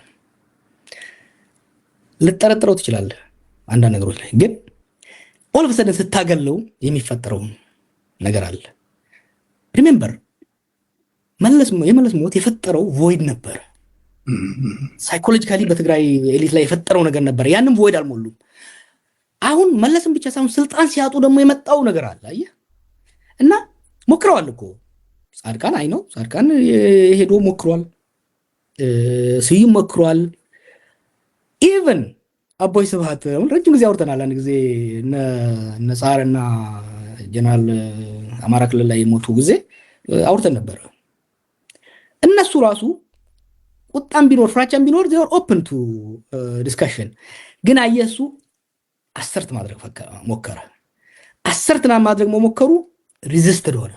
የትግራይ ናሽናሊዝም በጣም አንደርስቲሜት አደረገው። አየህ የትግራይ ናሽናሊዝም አንደኛ ለረጅም ጊዜ የተገነባ ናሽናሊዝም ነው፣ ኢንስቲቱሽናላይዝድ የሆነ ናሽናሊዝም ነው በህወሓት ስር። ሁለተኛ ስልጣንን የለቀቀ ናሽናሊዝም ነው፣ ኢስ ውንድድ ናሽናሊዝም። ሰርድ ኢስ ማይኖሪቲ ናሽናሊዝም። ሶስቱን አንድ ላይ ስታመጣው በጣም ፓወርፉል የሆነ ሪዘንትመንት ነው የሚፈጥረውና ያንን የሄደበት ሁኔታ ግጭት ውስጥ ለዚህ ነው ህወሓቶች ጥፋት የለባቸውም ነው። ቅድም ብያለሁ ነፍሱን ይማረው እነ ሴኩቱሬ እነ ጌታቸው የነበረው ሬቶሪክ ኢት ዋዝ ኖት ሄልፕፉል። ትዝ ይላል እኔና ጌታቸው ራሱ እንመላለስ ነበር መሀል ላይ ጥባጥቤ ሲጫወቱብኝ ነበርና እሱ እንዳለ ሆኖ ግን ስቲል ጦርነቱን የማስቀረት ትልቁ ኃላፊነት ስልጣን የያዘውና ከህወሓት የበለጠ ሰፊ ፖለቲካል ካፒታል በጊዜው የነበረው አብይ ነበር ያኔ። ክብራትና ክብራን የቲክቶክ ላይ ቤተሰቦች እንዴት ናችሁ? ዶ ይሉታል፣ ጥምረት ይሉታል፣ ኮሊዥን ይሉታል። እናንተ በፈለጋችሁት ጥሩት። ለመንደርደሪያ እንዲሆነን አሁን ባለው ነባራዊ ሁኔታ 3-4 ሆነው ጥምረት ይፈጥሩ አሁን ያለውን አብይ በጦርነት ማሸነፍ ይችላሉ ብለህ ታምናለህ? ከዛ ወደ ጥምዶ እንመጣለን። ይሰማችኋል? ኦኬ። እሱ እንትን ላይ የሚመሰረተው ብዙ ፋክተሮች ማየት መቻል አለብህ። ይህን ጽምዶን እንግዲህ ጽምዶ የአራት ኃይሎች ነው የሚሆነው ከሆነ የኤርትራ፣ የትግራይ፣ የአማራና የኦላ የፋኖ የኦላ ነው የሚሆነው። ዋናው ቆጣሪው ግብጽ። እሱን ልምጣልህ። ፊት ለፊት ተሰላፊዎች ሜዳ ውስጥ የሚጫወቱት ኳስ አቀባይንና ቲፎዞን አይደለም። እኛን ሳንቆጥር ሌሎችን ሳንቆጥር ሜዳ ውስጥ የሚጫወቱት ለሻምፒዮንስ ሊግ የሚጫወቱት ኤርትራ፣ ትግራይ፣ ሻቢያ፣ ህወሓት፣ ፋኖና ኦላ ነው የሚሆኑት በዛ ወገን። በዚህ ወገን አብይና አብሯቸው ያሉ ቲፒኤፍ ሌሎች ይኖራሉ። ኮምፕሊኬትድ የሚያደርገው ካልኩሌሽኑን አንተ ያነሳው ቸኩላ ያነሳው ቲፎዞቹና ኳስ አቀባዮቹ። አሁን ይሄ ጦርነት ሰው እንደሚያየው የሰሜን ጦርነት ይባላል። የሰሜን ጦርነት አይደለም፣ የሰሜንና ምዕራብ ጦርነት ነው። ሰሜን ምዕራብ ፕሮባብሊ ምስራቅ በአፋር በኩል አፋርም ሰሜን ነው ብለው፣ ግን የሰሜንና የምዕራብ ነው። ምክንያቱም ሱዳን አሁን የጦርነታችን አካል ነው የሆነችው። ኢትዮጵያ RSFን ትደግፋለች። ሳፍ የቡርሃን ደግሞ ህዋትን እና ያንን ጥምረት ይደግፋል። በቀጥታ አሁን እነኛ ያሉ ይሄ አንድ ዋር ቲያትር ነው ሱዳንና ኢትዮጵያ። ከነሱ ጀርባ ደግሞ በዛ ግብጽ አለች። ከዚህ ግብጽ ጀርባ ቱርክና ሳውዲ፣ በዚህ ደግሞ ኤሚሬትና እስራኤል አሉ።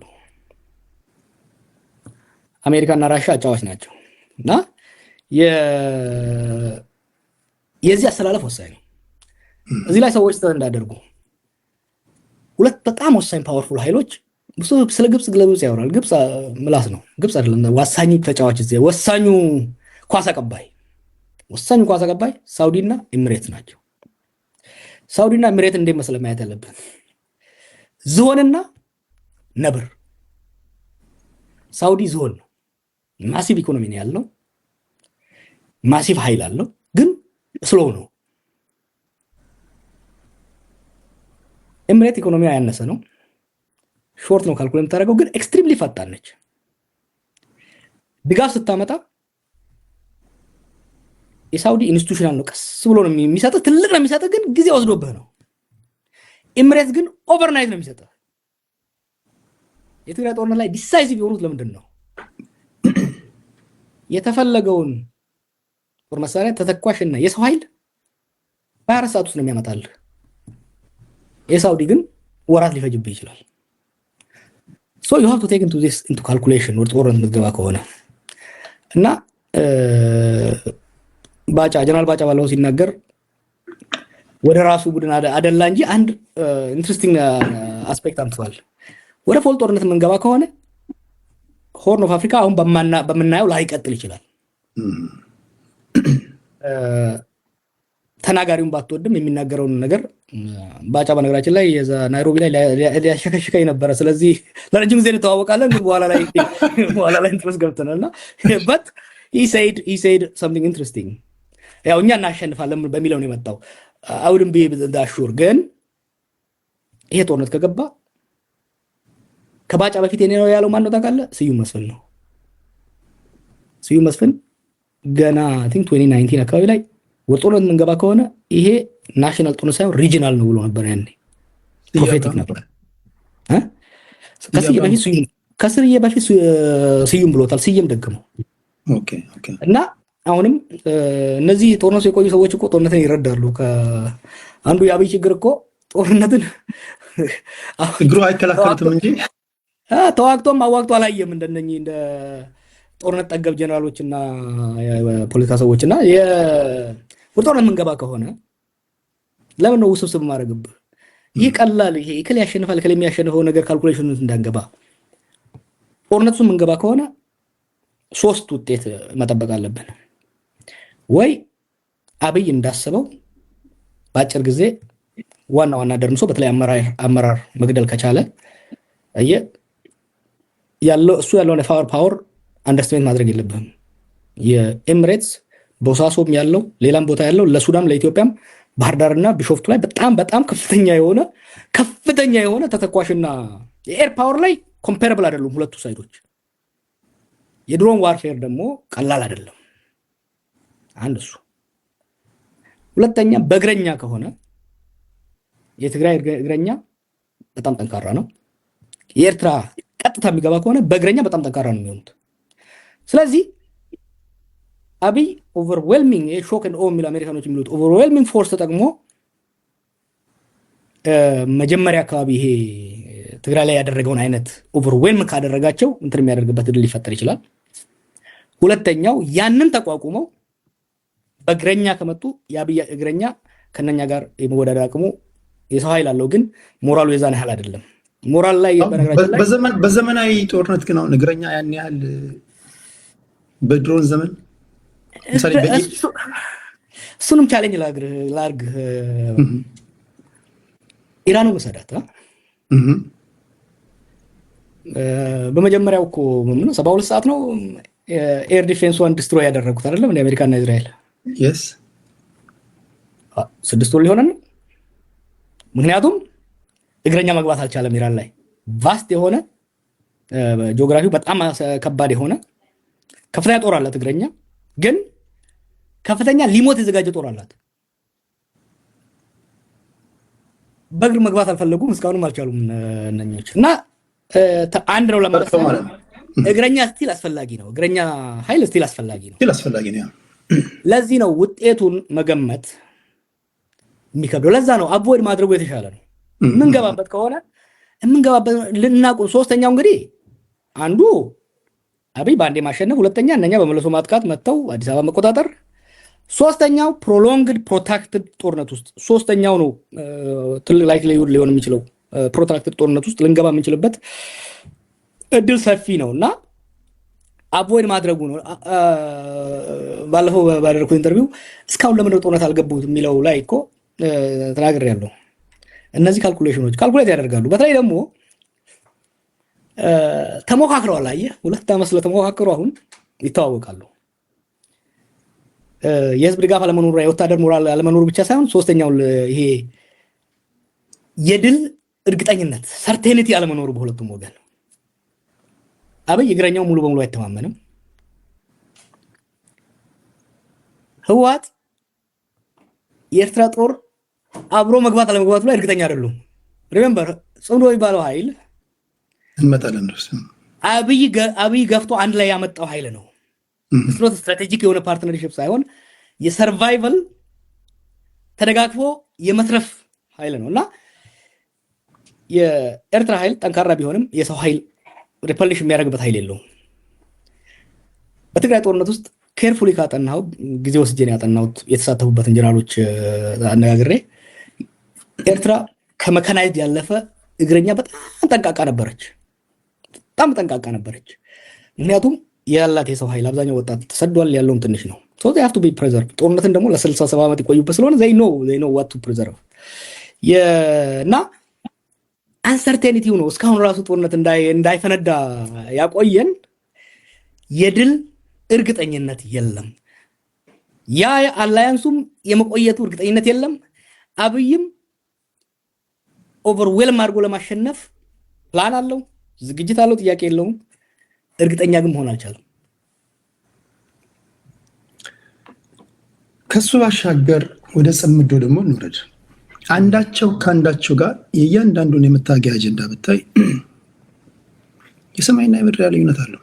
አንድ የሚያደርጋቸው ጠቅላይ ሚኒስትሩ ነው። ሌላውን ብዙ ጊዜ ጠይቃቸው እንኳን 4 ኪሎ ከገባም በኋላ እንነጋገራለን። ይሄ አሁን እዚህ አይነሳም በኢደር ይባላል። በፖለቲካ ውስጥ እንደዚህ ያለ ነገር እያወራ ከኤ ተነስተ ወደ ዜድ ህዝብ እንዴት እንደምትወስድ እንዴት እንደተስማማ አላንስም ከሆነ ስትራቴጂክ አላንስም ከሆነ እንዴት እንደሆነ ታክቲካል የሚሆን እያስረዳ ተማምነ ነው ማለፍ ያለብህ።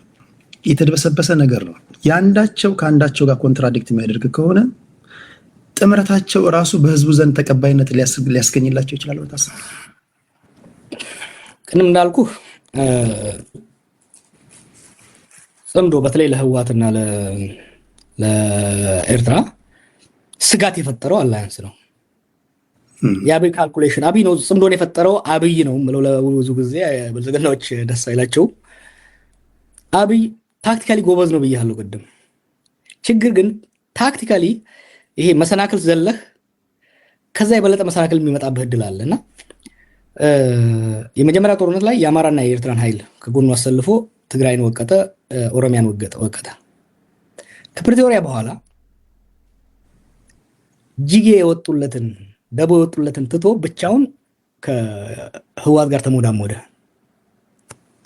ያ ኢሚዲየትሊ ፒስ የዋር ዲቪደንድ ቡቲ ያለ የዋር ዲቪደንድ መካፈል ብቻ ሳይሆን የፒስ ዲቪደንድ ደግሞ ማግኘት መቻል አለበት። በጦርነት የተሳተፈ ኃይል የፒስ ዲቪደንድ አላገኘም። ያ ብቻ ሳይሆን አንድ አብይን የጎዳ ልንገር እኔ እናንተን ሲያገኝ የተለያየ ነገር ይነግረናል። እኔ እናንተ የምንናገር አይመስለውም። that might be the case አርብ ማታ በርጫ ላይ ሊሆን ይችላል። ግን ከበርጫ በኋላ ጨብሲ ላይ ሰው ይነጋገራል ነው። እኛ ኤርትራ፣ ትግሬ፣ አማራ የምትለው ነገር we are kind of same circle ነው እና ሰው ያወራል እና ለትግራዮች ሌላ ኬላ ላይ ምናምን ያደረገው ነገር ወዲያው ነው ኡስማን ያደረሰችው እና በተለይ የሁለቱ ኃይሎች ጽምዶ ከዛ ላይ የመጣው ስጋት ነው። ብቻችንን አንተርፍም፣ መተባበር አለብን፣ ለመትረፍ ያሉን ልዩነቶች መዋጥ አለብን ነው። ከዛ በኋላ አንተ የምትለው አንከፈርተል ጥያቄዎች ይመጣሉ። ከዛ በኋላ እሱ ተርፈን ለመትረፍ ደግሞ መከላከል ብቻ ሳይሆን እሱን ማስወገድ አለብን የሚሉ ከሆነ የዋንጫ አይደለም ማለት የጥሎ ማለፍ ጨዋታ ነው እየሆነ ያለው። ለዋንጫ ደግሞ ሌላ ይመጣል ማለት ነው እና ያ እኔ ራሱ ኤክስፕሌን ለማድረግ ሞክሬያለሁ ብዙ ጊዜ፣ ግን ፐብሊኩ እየገዛው አይደለም። እሱን መረዳት አስፈላጊ ነው። ከዛ በኋላ እንደገና ቅድም እንዳልኩ ይሄ ነገር የዛሬ 6 ዓመት 7 ዓመት ቢሆን ኖሮ ብዙ ፖፑላር ሰፖርት ያገኝ ነበር። አሁን መቀሌ ላይ የሚያጨበጭብለት የለም፣ አዲስ አበባ ላይ የሚያጨበጭብለት የለም፣ ኢንፋክት ኤርትራ ላይ የሚያጨበጭብለት የለም። እነሱ ከኛ ትንሽ ይሻላሉ። ለአትሊስት 20 ምናምን ዓመት ጦርነት ስላልገቡ እንትን ሊኖር ይችላል። ግን ህዝቡ በስጋት እያነሳ ነው ያለው። ከወዲሁ ደግሞ የምናያቸው አሁን ሰሞኑን ከፋኖች ጋር ንትርክ ውስጥ የከተተኝ ነገር ሪል የሆኑ ኢሹዎች 4 ኪሎ ሳይደርሱ ወደ ግጭት የሚገቡበት እድልም ሊፈጠር ይችላል። ከዛ በኋላማ እንትን ለዚህ ነው ሁሉም ነገር ዛሬ ስምምነት ይደረስ ሳይሆን አትሊስት ዋና ዋና ልዩነቶች መቼና እንዴት ይፈታሉ የሚሉ መካኒዝሞች ላይ ለምሳሌ የዌስተርን ትግራይ ወልቃይት ጉዳይ መቼ ፖስት አብይ ከሆነ በምን አይነት መካኒዝም፣ እስከዛ ደግሞ ጋራንቲው ምንድነው የሚሆነው የሚሉ ነገሮች ላይ ጠለቅ ያለ ስምምነት ደርሶ እነኛ ስምምነት ወይ ደግሞ ለህዝብ ማቅረብ አስፈላጊ ነው። እስካሁን እዛ ላይ መድረስ አልቻልንም። ገፍተናል ውይይቶች አሉ፣ ግን እዛ ላይ መድረስ አልተቻለም። እሱ ካልተቻለ ምን ያፈዝራል? አንደኛ ሰው ህዝቡ እኔ ለተቃዋሚ ባልደረቦች በተለይ ጠመንጃ ላይ ያዙት መመክረው ኢትዮጵያ ውስጥ ሰው ጦርነት ሰልችቶታል። ጦርነት የሚካሄድ ከሆነ የመጨረሻው ከዛ በኋላ ምንም ጦርነት ለማይኖር ጋራንቲ ካልሰጠው በስተቀር እየተከተልክ ነው። ሰሞኑን አብይ አፈሳ እያደረገ ሴቶች እናቶች እየወጡ በድንጋይ ሚሊሻ እያባሩ እያሉ ነው። it's fascinating ቴዲ ነው። መቀሌና የሆነ ከተማ ላይ አይ ቲንክ አርሲ ውስጥ ይሁን ሀረርጌ ውስጥ ተመሳሳይ ኢንሲደንት ትዝ ይላል። መቀሌ ላይ ዛሬ ወር አካባቢ ነው 2 ወር አካባቢ ሚሊሻዎች ሰው ወጣት ሊወስዱ ሲሉ ቤተሰብ ብሎ ሰፈር ሁሉ ወጥቶ ሲያባራቸው ኦልሞስት ተመሳሳይ ነገር ኦሮሚያ ውስጥ ያለ ሻሸመኔ ነው። ኤግዛክትሊ አይተዋል ያ ቪዲዮ። it is fascinating and encouraging ሰላም ለሚወደው ህዝብ። ምክንያቱም ሰው ሀገሩን አለመውደድ አይደለም፣ አብይን አለመደገፍ አይደለም፣ መናችን ላይ ህዋትን አለመደገፍ አይደለም። it's war fatigue። ጦርነት ሰው ሰልችቶታል እና ሰው ለጦርነት እድል እንዲሰጥ እንዲደግፍ ከፈለክ አንደኛ ጦርነት የግድ አስፈላጊ መሆኑን ማሳየት አለበት። ሁለተኛ ይሄ የመጨረሻው ጦርነት ነው ብለህ ልታሳመነው ትችላለህ። እዛ ላይ ተደርሷል። ኖ ሹር ወለጋ ሁሩ ጉድሩ እስኪ ዛኒድ ከሰሞኑ እኔንም በተወሰነ መንገድ ጭቅጭቅ ውስጥ የከተተኝ ከደጋፊዎች ጋር አንተም እንደዚህ የገባበት ስታገባ የአፋብን ሊቀመንበር አስረስ ማረ ዳምጤ የወለጋ ፋኖ እና የቢዛሞ አንድ ላይ አይሻ ፋኖ ብለን አላንስ ፈጥረን የራሳችን ፋኖ ነው። ጀዋር መሐመድ የሚናገረው ንግግር ከሱ ማይጠበቅ ከየት እንዳመጣው ማይታወቅ በጣም የሚያሳዝን ውሸት ነው የተናገረው። ጀነራል የሚገደል ነው እኛ ነን፣ ብርም የማረግ ነው እኛ ነን። የጀዋር ንግግር እንደውም ለገዢው ፓርቲ አንዳንድ ጊዜ እንደውም ንግግሩና ከቅርብ ጊዜ ወዲህ ትንታኔውም ከሲቹዌሽን ሩም ሆኖ የሚያን እስኪመስል ድረስ ለገዢው እንጂ የራሳችን ፋኖ ነው የስም የማጥላላት ነገር ነው ብሎ ወቀሳ አቅርቦባል። ምን ትላለህ ጀዋር? እኔ ያደው ነው ካየሁ በዚህ በወለጋ ፋኖ ላይ ሪፖርት ጽፌያለሁ። ባለፈው 1 ዓመት 6 ወር ብዙ ኢንቨስቲጌሽኖች በወንጀሎች ላይ፣ በማፊያ ቡድኖች ላይ፣ በተለያዩ ቡድኖች ላይ አድማጮች ማወቅ ያለባቸው ይሄ ወለጋ ፋኖ የመጀመሪያው አይደለም ስጽፍ። ወለጋ ላይ ሲንቀሳቀስ የነበረ መንግስት ያደራጀው ሸኔ ጽፌበታለሁ። አርሲ ላይ ሲንቀሳቀስ የነበረ መንግስት ያደራጀው ፋኖን ጽፌበታለሁ። ምስራቅ ሸዋ አካባቢ ሳትከታተል አልቀርም ጫት ከሐረርጌ ሲመጣ ሾፌሮች ሲገል የነበረ ከአዳማ ከተማ ማፊያ ጋር የተያያዘ ከኦሮሞ ነጻነት ጦር የተገነጠለ ኃይል እንደነበረ በምርመራ ደርሰንበት አጋልጠን መንገዱ ሰላም ሆኗል። ኢትዮጵያ ውስጥ እንዳልኩህ አንድ ተስፋ የሚሰጥ ነገር ምንድነው? መንግስት ውስጥም አማጺ ውስጥም ጦርነት የሰለቸው ሌብነት፣ ዘረፋ የሰለቸው ኃይል እየመጣ ነው። እኔ ከነሱ ጋር እየሰራው ነው። የወለጋውን ላምጣልህ፣ ህዝብ የሚያውቀው ላምጣ። ከ2020 ጀምሮ እንደ አውሮፓውያን አቆጣጠር እስከ 2022-23 ወለጋ ላይ አማራ ተገደለ ነው ሁሌ ስንሰማ የነበረው አይደለም? ጩኸት ሁሌ። ከፕሪቶሪያ ስምምነት በኋላ እዛው ወለጋ ላይ እዛው ሰፈር ኦሮሞ ተገደለ። አማራው ማን የገደለው? ኦነግ ሸኔ ይባላል። ኦሮሞ ነው አሁን ማን ነው እየገደለ ያለው? ፋኖ ይባላል። እስር ቤት እያለሁ እስከታተለ ከስር ከወጣን በኋላ ምርመራ አካሄድን። እኛ ብቻ ነው ዋሽንግተን ፖስት ምርመራ አካሄደና ወለጋ ላይ አማሮችን ሲጨፈጨፍ የነበረው ኃይል ፈቀደ አብዲሳ በሚባል ሰው የሚመራ ቡድን እንደሆነ፣ ይሄ ሰው ደግሞ እኔም ማቀው እኔና በቀለ ከአባገዳዎች ጋር ከኦነግ ጋር እጅ ሲሰጥ ለመንግስት ያስረከብ ነው። ለእኛ ሪፖርት ተደርጎ የመንግስት ደህንነት አካል መሆኑ የተነገረን ለጸረ ሽምቅ ግብረ ኃይል ውስጥ ተሳትፎ የሄደ ነው። መጀመሪያ አካባቢ የመሮን ቡድን ለማስጠላት ኦሮሞችን የገደለው በአብዛኛው። ከዛ አማራ ለትግራይ ጦርነት ማነሳሳት አስፈላጊ ስለሆነ አማራ እንዲገል አደረገ። ማት አማራ ገደለ። ከፕሪቶሪያ ስምምነት በኋላ ማንነቱን በኢንተርናሽናል ሚዲያ ወጣ። ጫካ መቆየቱም አማራ መግደል አስፈላጊ አይደለም ኤኒሞር ጥሎ እጅ ሰጥቶ በአሁኑ ወቅት 100 አለቃ ሆኖ የመከላከያ መረጃ አካል ነው። ከሱ አንድ ነገር ኢንትረስት አደረገኝ የሚባል ነገር ጎበና የሚባል ሰው እስቲ እሱን መርምር የሚል ተቋም መጣልኝ። ስመረምረው ይህ ሰውዬ ከፈቀደ ጋር እጅ የሰጠ ከፈቀደ ጋር ተመልሶ እዛ የተላከ እዛ ከተላከ በኋላ አማሮችና እዛ አካባቢ ያሉ ሰዎችን አደራጅቶ አስታጥቆ ይሄ አማራው ሲገደብ ግድያው ሲበስበት አማሮች ታጠቁ የሚል ነገር በከፍተኛ ቅስቀሳ ተደረገበት። ተቃዋሚውም በመንግስትም ሰዎች መንግስት አስታጠቃቸው። እነኛ ሰዎች ያሰለጠነው ያደራጀው አንዱ ይሄ መገርሳ፣ ሁለተኛው አትንኩት ይባላል፣ ሶስተኛው ግርማ ይባላል። የመገርሳ ወንድም ነው፣ የደህንነት ሰው ነው። እዛ አካባቢ ያደራጀውን አስረስ መጥቶ መገርሳን ታውቃለህ ወይ በለው። አላውቅም ይበል። ካላወቀ አያውቅም ማለት ነው። መገርሳን አትንኩትንና ግርማን ካላወቀ ይሄ ቢዛሞ ወለጋ የሚባለውን ፋኖ አያውቀውም ማለት ነው።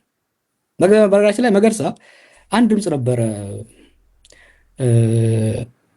እስር ቤት እያለው አንድ ድምፅ በዋትስአፕ ተልኮ በዚህ በፍላሽ መጥቶልኝ ያዳመጨው ነበር። ዲያስፖራ ያሉ አማሮችን ወለጋ ላይ ስለ ማደራጀት ይናገራልና አክሰንቱ ቲክ ነበረ። የኦሮሞ አክሰንት ነው ታውቃለህ። አማርኛ ሲናገር ነገረመኝ። ዳት ወዛ ጋይ እና ይሄ ሰውዬ ምን ያደርጋል ቀጥሎ አሁን የወለጋ ቢዛሞ ፋኖ ምናምን ብለው ተደራጅተው ከ2023 ጀምሮ እስከ 3 ቀን በፊት ይሄ ነው የማይባል ግድያ በኦሮሞዎች ላይ የተካሄደ ነው። እዚህ ወለጋ የጊዳ አያና የሚባለው የምስራቅ ወለጋ ዞን ወረዳና የኩሮ ጉዱ ወለጋ ግድያ የተካሄደ ነው።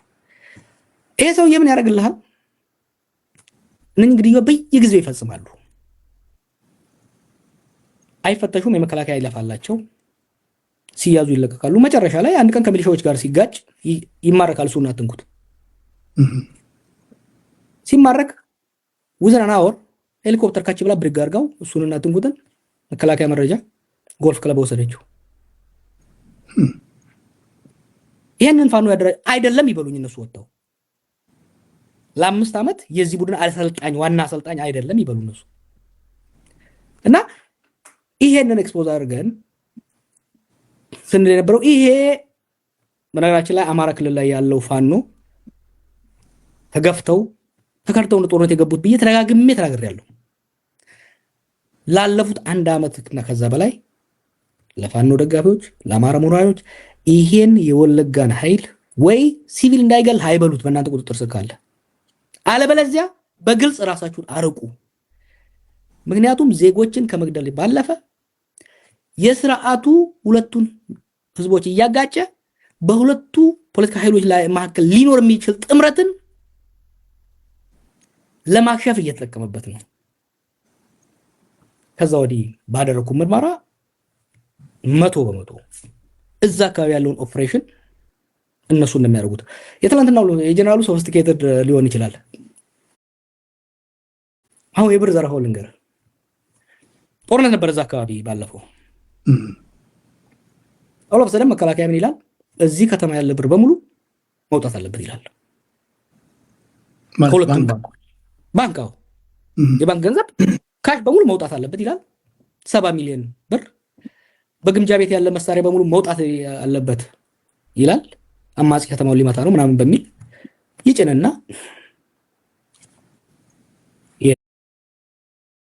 ይላል። ወዴት? ወደ ነቀምት ከተማ ነው የሚሄደው። መንገድ ላይ ሲደርስ ጫካ ቦታ ላይ የተወሰኑ ያደፈጡ ሽፍቶቹ ያሉበት ከአጃቢ መከላከያዎች ውስጥ ባንከሮቹን ግንባን ግንባላቸውን አሏቸው። አንድ ኦዲተርና አንድ ዳይሬክተር የብራንች ማኔጀር ማለት ነው። ያን ብርና መሳሪያ ይዘው ሄዱ። ከሄዱ በኋላ ብዙ ኮንፊርም የሚያደርግልህ አንዱ ምን እንዳደረገ ታውቃለህ? ወንዝ ሞላባቸው። በአምቡላንስ ነው ብሩን ይዘው የሄዱት፣ ብሩንና መሳሪያው። ከ2 ሰዓት በላይ ቆሙ። ድሮን ሄዳ አይታቸው አትምቱ ነው የተባሉት። እና ይሄ የሚያሳይ እሱ ጋር ያለ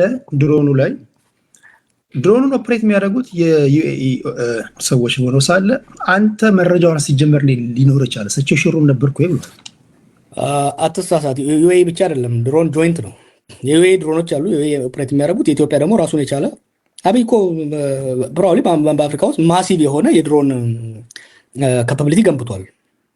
ያለ ኢሚሬትም የኢሚሬቱ ሃይ ካፓሲቲ ስለሆነ ካፓሲቲውን መልቲፕላይ ያደርጋል እንጂ ኢትዮጵያኖች አሉ እኮ ብዙ ራሱን የቻለ ኮማንድ እኮ ነው የድሮን ኮማንድ። በአሁኑ ጊዜ እንዴት አወቀው ለሚለው ምንጭን አልሰጥህም፣ ግን እንደገና ያሳይሃለሁ። ቴክኒካል ኤቪደንሶቹን አለኝ። ምንጭን ለማቃጠል እንትን አላደርግም።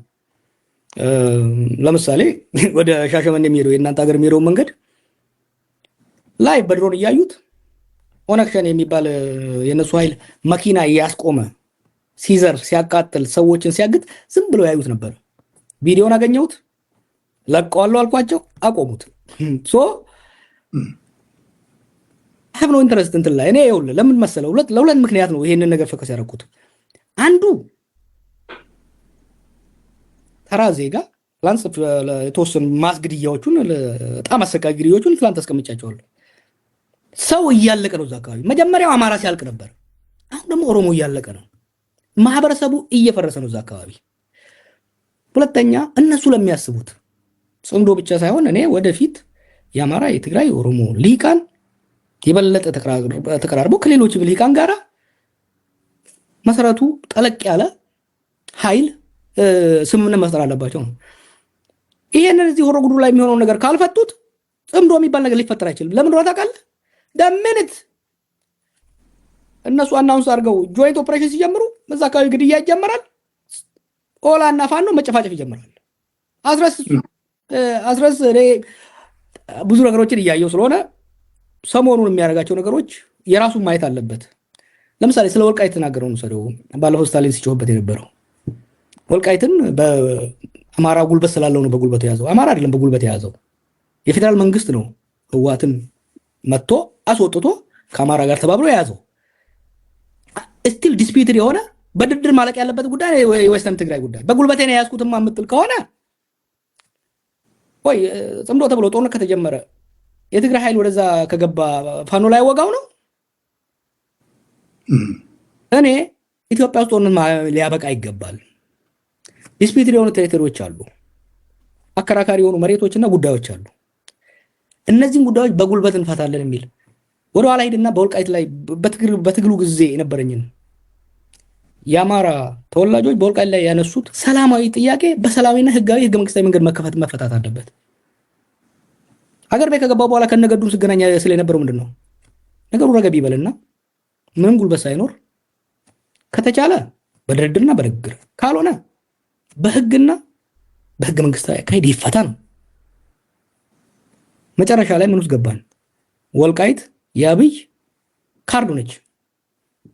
ልክ እና የወለጋም ላይ ያለው ነገር ወደፊት ለምናደርጋቸው ትብብሮች አደጋ አላቸው። ላቅ ሲልም ለሀገር አንድነትና ለህዝቦች ሰላም ከፍተኛ አደጋ ያለው ነገር ነው እና ወይ ይህ ኃይል አሁንም መንግስት የሚመዘውረው መሆኑን አምነው ሊያጸዱት ይገባል። እነመሮ ተሸወዱ። ለረጅም ጊዜ ልንገር፣ ፈቀደ አብዲሳ እስር ቤት ሆነ መረጃ እየሰጠናቸው ፈቀደ አብዲሳ መንግስት የላከው መሆኑን በነገራችን ላይ አሁንም እነ ዳውድ እኮ ፈቀደን ታጋይ ነው ብሎ ነው የሚያስቡት። ፈቀደ አብዲሳ መንግስት የላከው መዓት ዜጎችን አማራም ኦሮሞም የጨፈጨፈ በሽምግልና ለማስታረቅ ምን ሲሞክሩ ነበር። እነመሮ ጊዜ ወሰደባቸው። አስቀድመው እርምጃ ወስደው ማጽዳት ነበረባቸው። ወይ በቁጥጥራቸው ስር መክተት ወይ የኛ አይደለም እኛ የምናዘው ኃይል አይደለም ብለው ግልጽ ማድረግ ነበረባቸው። ይህን አለማድረጋቸው በኦላ ስም መዓት ዜጎች በጣም አሰቃቂ ግድያ ተካሄደና ህዝቡ ጠላው። ኦሮሚያ ውስጥ ድሮ ለኦላ የነበረው እይታና እነፈቀደ በጣም አሰቃቂ ግድያዎችን ካደረጉ በኋላ ያለው አመለካከት ተቀይሯል። ለፋኖም እኔ ወለጋ ላይ ያለውን ያየሁት እንጂ እርግጠኛ ነኝ ጎንደርም ጎጃምም ወሎም ላይ ሳክስገው አስገብተዋል ሰዎች ብዙ ነገሮችን የሚሰሩ ማለት ነው። አማጺ ባለፈው ከአንተ ጋር ስንወያይ አማጺ ሊያሸንፍ የሚችለው ከአገዛዝ የበለጠ የሞራል ልዕልና ሊኖረው ሲችል በህዝብ ፊት ለፊት ለህዝቦችን መብት የህዝቦችን ሰላም ለራሱ ሳይበላ ህዝብ የሚያበላ እንጂ ከህዝብ አፍ ቀምጦ የሚበላ ከሆነ ዜጎችን ከግድያ የሚታደግ እንጂ ዜጎችን የሚገል ነው ከታየ ምንም ያህል እውነተኛ ኮዝ ቢኖር ስቴት ያሸንፋል። ስቴት ኢዝ ሞንስተር ኢንቲቲ እና ፋኖች ለራሳቸው ሲሉ ለኔ ለኦሮሞ ምናምን ሲሉ አይደለም ለራሳቸው ሲሉ ከኦላ ተማሩ። አንዱ እዛ ሀገር ምናምን ኦላ they learn the hard way ሰክስገውባቸው መጨረሻ ላይ አስወጥተው መሳሪያዎቻቸውና ይዛቸው ስንት ነገር ዳሜጅ ካደረጉባቸው በኋላ ወጡ። መንግስት በኦላ ውስጥ የሰገዘገው ኃይል ከወጣ በኋላ ኦሮሚያ ውስጥ ግድያ፣ ወለጋ ላይ የአማራ ሞት እነ ፈቀደ ከወጡ በኋላ የአማራ ሞት ቆመ። ሰምተህ ታውቃለህ? የለም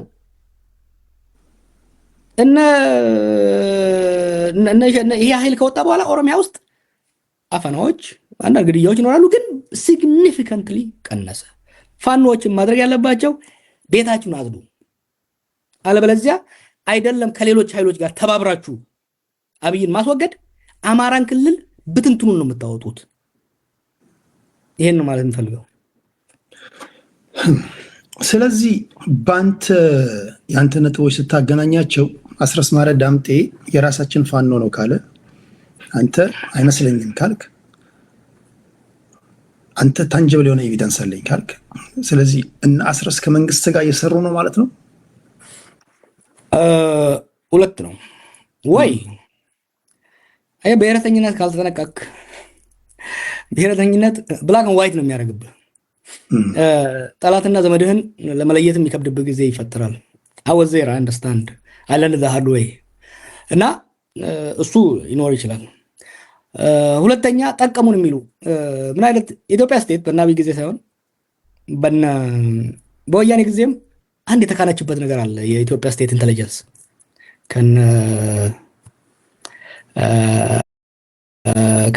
ከንጉሱ ጊዜ ጀምሮ አማጽያንን የሚጫወቱባቸው ጌም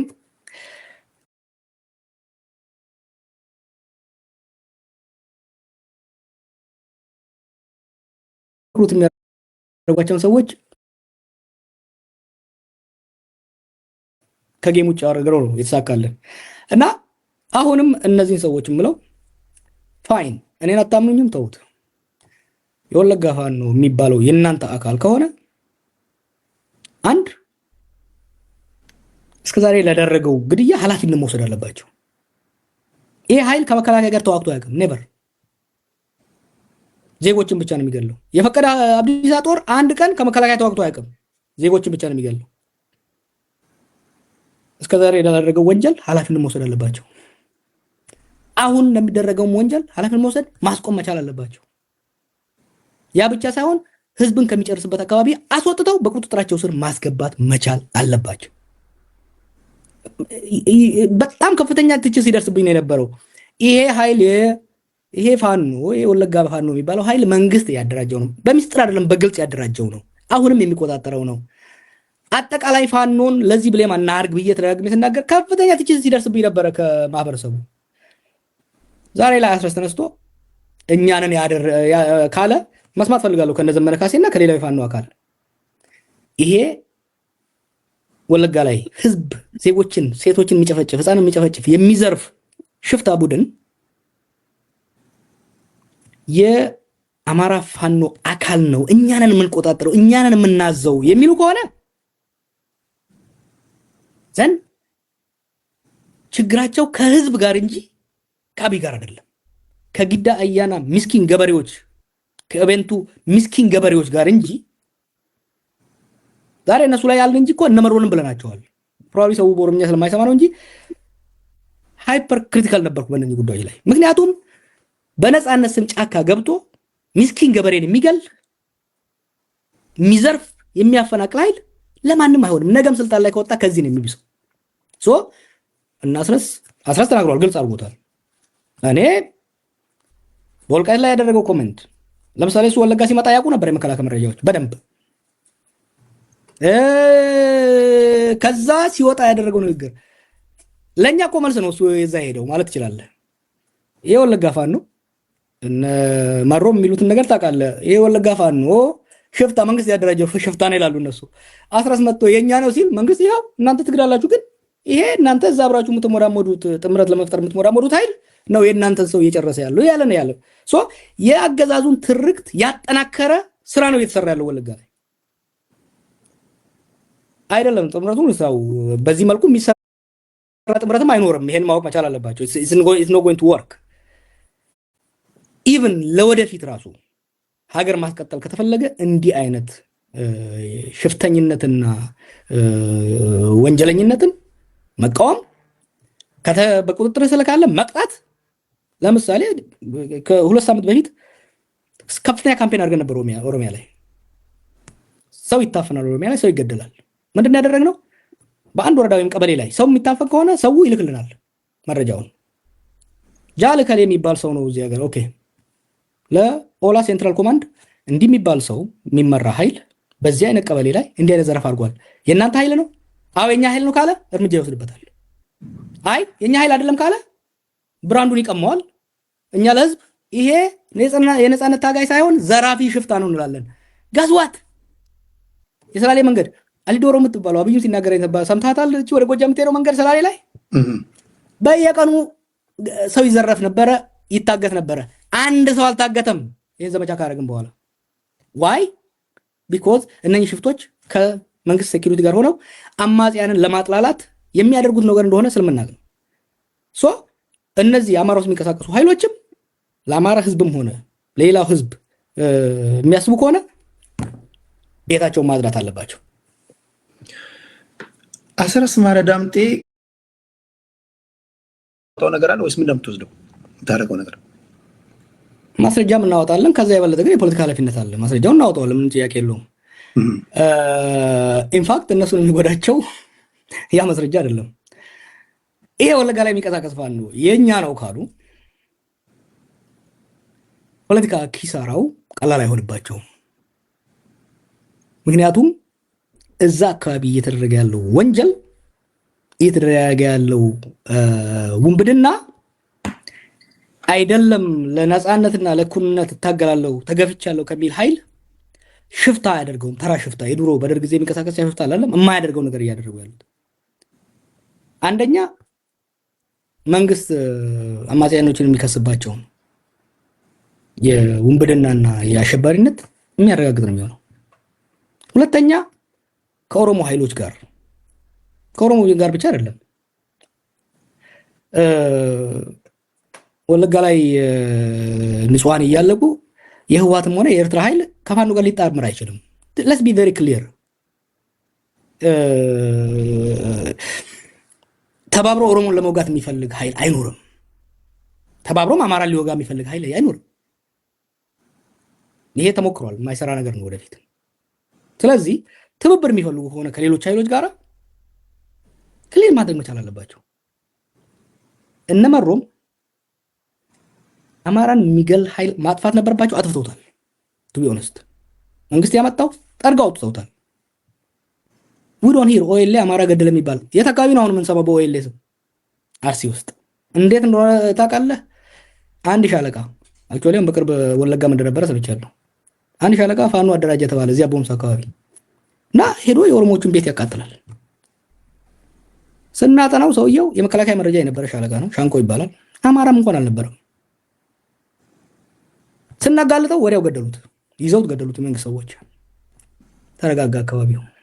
ሶ እንዲህ አይነቶች የኢትዮጵያን ስቴት የምታደርገው ራሷን ለመከላከል አማጺው በጣም ኢፌክቲቭ ነው። በነገራችን ላይ አሰ ካውንተር ኢንሰርጀንሲ የህዝቡ ኮስት ነው የሚያሳዝነኝ እንጂ አሰ ካውንተር ኢንሰርጀንሲ አማጺን ከምትገል አማጺ ራሱን በህዝቡ ውስጥ ስሙን እንዲያጠፋና እንዲጠላ ማድረግ is one of the most effective strategies። ሌሎችም በብዙ ቦታ ይጠቀሙበት። ችግሩ ምንድነው? ለኛ አብያን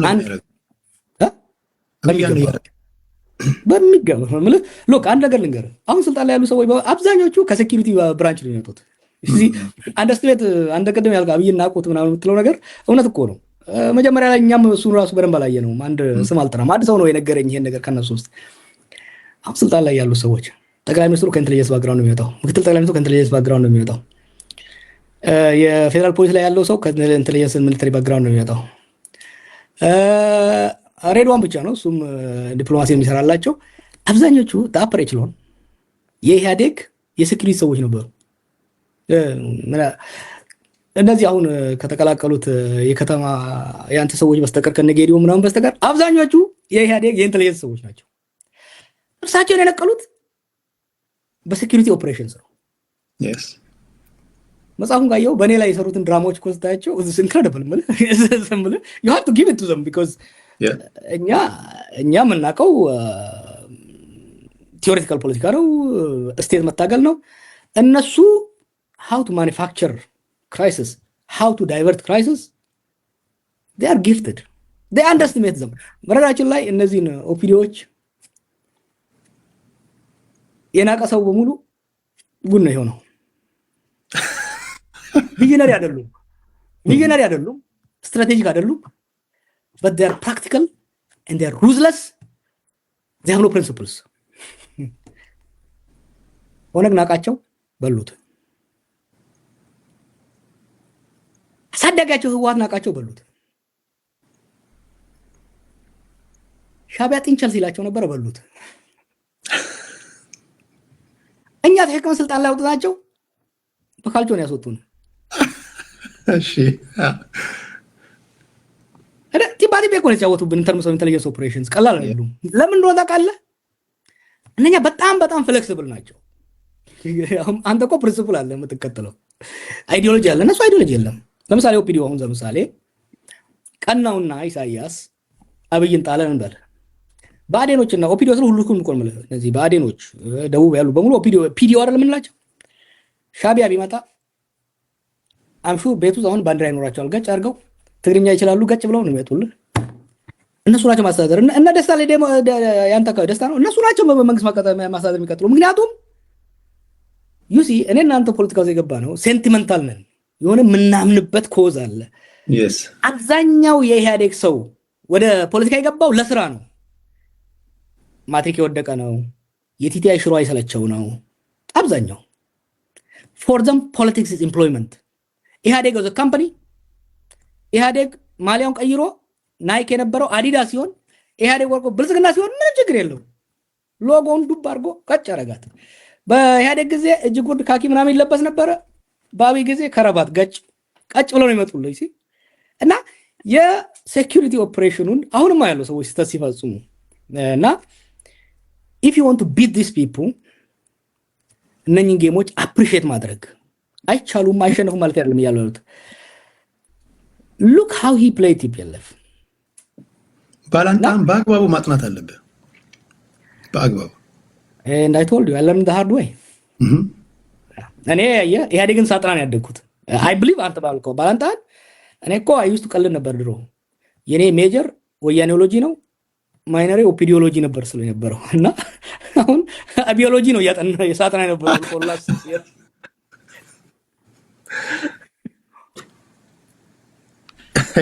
ይሄ ነው ብዙ ጊዜ እንደዚህ አይነት ነገሮች አሉ፣ አንደርስቲሜት የማድረግ ነገሮች። ኦኬ አንድ ከአብሮነት እየጨረስኩ ነው። ብዙ አልይዘም። አብሮነት ለኢትዮጵያ በአጭር ጊዜ ጠቅላይ ሚኒስትሩን በሲቪል ዲስኦቢዲየንስ እናንበረክካለን የሚል ስብስብ ነበር የደረሰው ሰው። ጥሩ ውይይቶች፣ ብዙ ውጤቶች መጥተዋል። አንዱ የነበረው ዓላማው ምንድነው? ዳግሜስ የነበረው ኢትዮጵያን ፖስት አብይ ማሰብ ያስፈልጋል።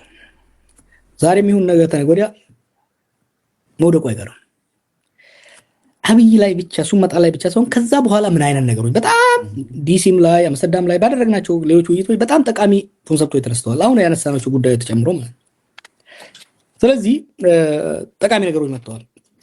ከዛ በኋላ ግን ኦፕሬሽን መሰራት ነበረበት። ይሄ ጽምዶ የሚባለው ደግሞ ጎን ለጎን መጣ። this is a military movement እና መጠንቀቅ ያስፈልጋል። ሁለቱን አብረህ ይዘህ በምትሄደው ረገድ ጥሩ ተመክሮች አሉ። ቲንክ ስብስቡ ቀጥሏል። ጥሩ ውይይቶች አሉ፣ እየቀጠሉ ነው። ለሽግግር የሚጠቅሙ ያን ነገር ፑሽ እናደርግ። አላማችን ምንድነው? the day after አብይ ኢትዮጵያ ምን ትመስላለች የሚለውን ነው በደንብ የተወያየን። ጥሩ ዶክመንቶች ፕሮዲዩስ አድርገናል። ወደፊት የሚጠቅሙ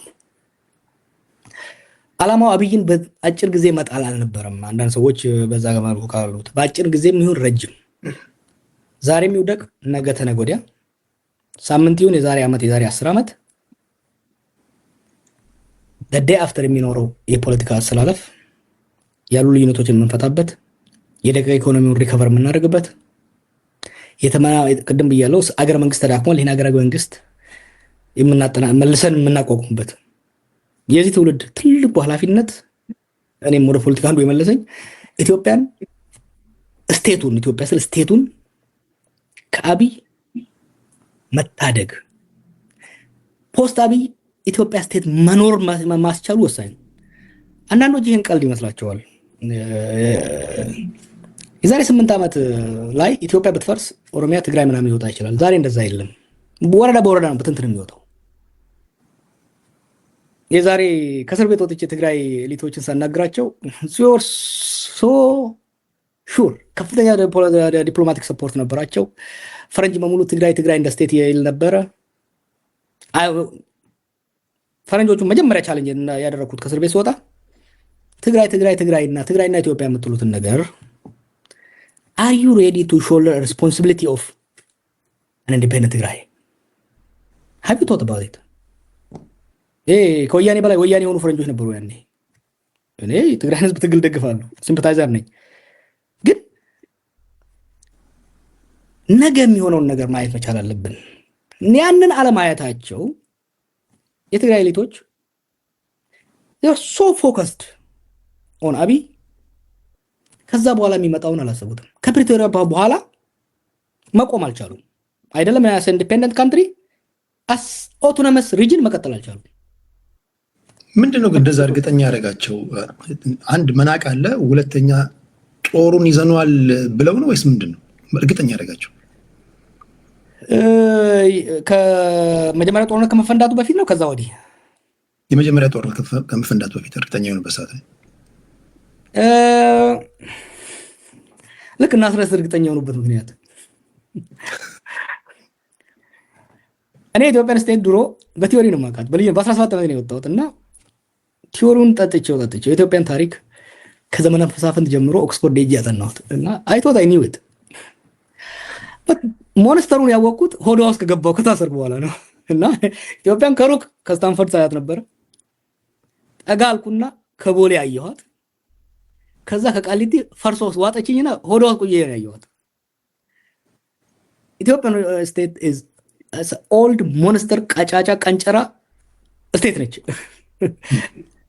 ትዝ ይላል ግን ኢንተርቪው ሳደርግ አንድ ጊዜ ኢትዮጵያን ስቴት ሪዚሊየንት ነች፣ ለመፍረስ ያላት እድል በጣም ሪዚሊየንት ነች። ብዙ ስቴት ቢሆን ይፈርስ ነበር። ኢራንን ውሰድ፣ ግብፅን ውሰድ። ኢራን ማንም ሀገር እንደዚህ ተቀጥቅጦ ሀገር ሆኖ ሊቀጥል አይችልም። አመራርን 80% ገለህበት ሀገር ሆኖ ሊቀጥል አይችልም። ሌላ ሀገር አንድ ሰው ከገደልክ ብትንትን ይወጣል። ሪዚሊየንት የሆነው ለምንድን ነው? ኢትስ አን ኦልድ ስቴት፣ ኢትስ አ ፐርሺያን ስቴት። ኢትዮጵያን ስቴት አሁን ከሚታችሁት ውስጥ ነው አይደለም? ታሪኳን ምናምን እንከራከር የለ እኔ እናንተ ብንመጣ 150 ነው 3000 ግን ዲፐር ሩት እንዳላት አስመረስክራለች ባለፉት ዓመታት። አንድ እሱ። ሁለተኛ ኃይለሥላሴ ወድቆ ደርግ መጣ፣ ደርግ ወድቆ ኢህአዴግ መጣ። ኢንስቲቱሽናል ሚሞሪው ቀጥሏል። በተለይ በስቴት ክራፍት አየህ፣ እስር ቤት ሆኜ ያየሁት ምን እንደሆነ ታውቃለህ? ከስቴቱ ራሳቸውን የማይለዩ አንድ ፕሮባብሊ 5 ሚሊዮን የሚሆኑ ኢትዮጵያኖች አሉ፣ ቢሮክራቶች። እስር ቤት ያለው እስር ቤት እኛን የሚያስተዳድረውን አየሁት። የትግራይ ጦርነት ሲነሳ ሰፍ ብሎ የተነሱት በቃ ጦርነት ለመሄድ ጠባቂዎቻችን እና ለምን እንጀራቸው ከስቴቱ ጋር የተያያዘ ነው። this is something you don't see from far አየህ። እና የህወሓቶች ስልጣኒዝም ይዘው አየህ አድቫንቴጅ ነበራቸው። ሬቤል ነበሩ፣ ሲያስተዳድሩ ነበሩ። ወደ ሬቤሊያን ሲመለሱ የተምታታ ሀሳብ ነበረ። እንደ መንግስት የሚያስባሉ፣ አሁንም ቀጥለዋል እኮ እንደ መንግስት የሚያስባሉ፣ እንደ አማጺ የሚያስባሉ፣ ሁለቱም መሆን አልቻሉም። እና እሱ እንዳለ ሆኖ አሁን መለስ ዜናዊ አንድ እሱ ለመኖር የጎዳቸው በጣም ስትራቴጂስት ነው። አሁን ያለው የቲፒኤልኤፍ ስብስብ የተለያዩ ቫሪያብል ገጣጥሞ ፕሪዲክት ማድረግ የሚችል አመራር አለው ብለህ ታስባለህ? ለምሳሌ እዚህ ትክክለኛ ሰዓት ነው ለመደባደብ ብሎ የህዝቡን ልብ ትርታ አንዳንድ ጊዜ ፕራይም ታይም ላይ ካለፈው ማንም ቢጋጫ አትሸነፍም አይደል? በአሁን ሰዓት ለመደባደብ አስፈላጊ ነው ማሸነፍ እንችላለን ብለው እንደዚህ መተንተን የሚችል ሰው አላቸው ብለህ ታስባለህ? ፕራይም ታይም መሆን አለመሆኑን ለማወቅ ራሱ እኮ ስትራቴጂክ ቲንከር መሆን መቻል አለብህ። አየህ ህወሓት የሁለት ሰዎች ድርጅት ነበረች አለኝ አንድ ለረጅም ጊዜ እኛ ሀገር የቆየ ፈረንጅ ወናው ጁኒየር ምናምን ነበር በዩኒቨርሲቲ እና it is an institutionalization of two personalities አለኝ። መለስስ ስትሪት ኢንቴሊጀንስ ስትሪት ሌቨል ኢንቴሊጀንስ፣ ስብሐት ነጋስ አሪስቶክራቲክ ኮንስፒረሲስ ሁለቱ ነበሩ። መተካካቱ ላይ ሁለቱ ግን ካልተመጋገቡ ሊቀጥል አይችልም። መለስም ስብሐትም ሲወጡ they made one critical error። ደብረጽዮንን ያመጡት very nice man, very technical man, but እንደ ህወሓት ትራዲሽኑ የህወሓት ትራዲሽን የመለስና ስብሐት ትራዲሽን ያን መሙላት አልቻለም። በሱ አካባቢ ያሉት እሱ የተመረጠው ተጻራሪዎቹ መስማማት ስላልቻሉ ነው አንዱ ለአንዱ። እኛም ልናሸንፋቸው የቻልነው ያችን ተጠቅመን ነው። አብይም እሱን to fullest exploit ያደረገው and he continue to exploit that gap። ያንን መጠቀም አልቻሉም፣ እንትን ማድረግ አልቻሉም እና ያንን ራሱ ማየት አልቻሉም። ከዛ ጻድቃንና ጌታቸው ያንን ለመሙላት ሞከሩ። ሲሪየስ ቲንከሮች ናቸው፣ ምን ጥያቄ የለውም። ግን የቲፒኤልኤፍን ቅድም ያልኩህን ዋን አውራ ዶሮ አለ፣ ብዙ ኮርማዎች አብረው አሉ። ያን መሆን አልቻሉም። ዋን አሞንግ ኢኳል ሆኖ ለመውጣት አልቻሉም። እና አሁን ትግራይ ውስጥ የምታየው የክራይሲስ ኦፍ ሊደርሺፕ የነሱ ሰክሰስ የቲፒኤልኤፍ ኢንክሬዲብሊ ሰክሰስፉል ኦርጋናይዜሽን ቬሪ ቬሪ ኢምፕሬሲቭ እኮ ከታይኒ ማይኖሪቲ ኖርዝ ላይ ሆነህ ከዛ ኢንክሬዲብሊ ሶፊስቲኬትድ የሆነ ፖለቲኮ ሚሊተሪ እና ኢንቴሊጀንስ ኦርጋናይዜሽን ገንብተው ራሽያና ሶቪየትና አሜሪካን ተጫውተው ኤርትራን እንደ ቫይሰል ተጠቅመው ስልጣን ይዘው ለረጅም ጊዜ መቆየት የቻሉ በጣም በጣም ጠንካራ ሰዎች ናቸው። አሁን ግን ያንን ማድረግ አልቻሉም እና ጦርነቱ አሁን ሲገባ የነሱ ጥንካሬ ነው ወይስ የሌሎቹ? ኖ ንፉ ጋር ነው ንፉ ጋር ነው የነሱ ክሌቨር መሆናቸው እንዳለ ሆኖ ወደዚህ ከዛ በተዋረደ ያለው ሰው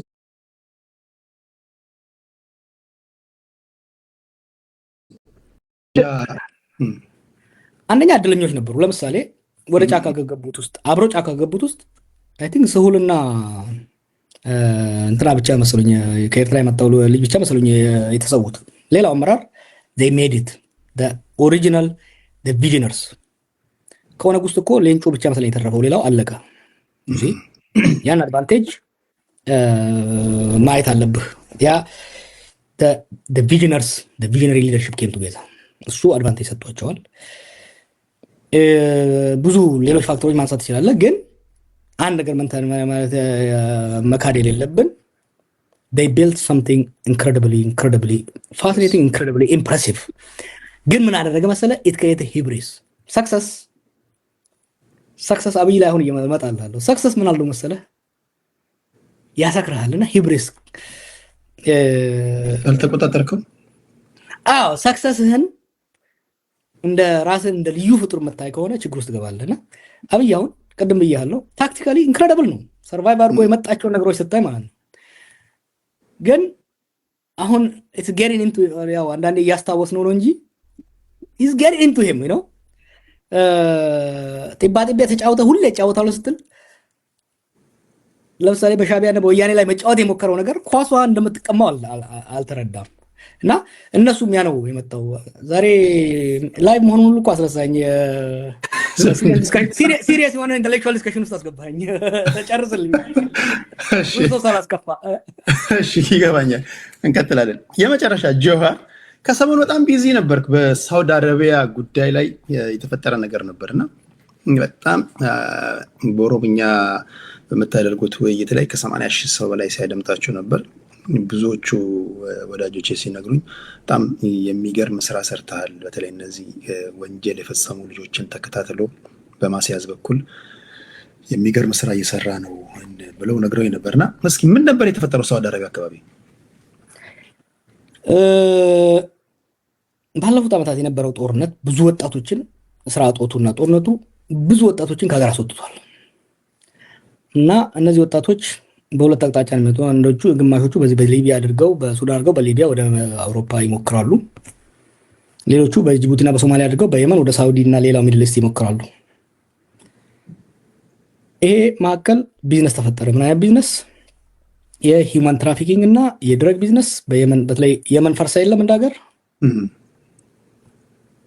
እና በየመንና በሳውዲ መካከል በሁቲዎችና በነሱ መካከል ያለው ግጭትም ተደማምሮ ፈጥሮ ጋንግ ድሮም ነበረ ነገሩ፣ ድሮም እንቅስቃሴ ነበሩ። ግን አሁን በጣም ሰፋና የሚሄደውን ወጣት ድሮ ገንዘብ አስከፈለ ብቻ ማሳለፍ ነው። አሁን ምን አደረጉ? ሊቢያ ላይ እንደተጀመረው ወጣቶችን ከገጠራቱ ኢትዮጵያ መልምለው 10 ሺህ ብቻ ትከፍላለህ ሄደህ ሰርተህ ታመጣለህ ምናምን ይላሉ።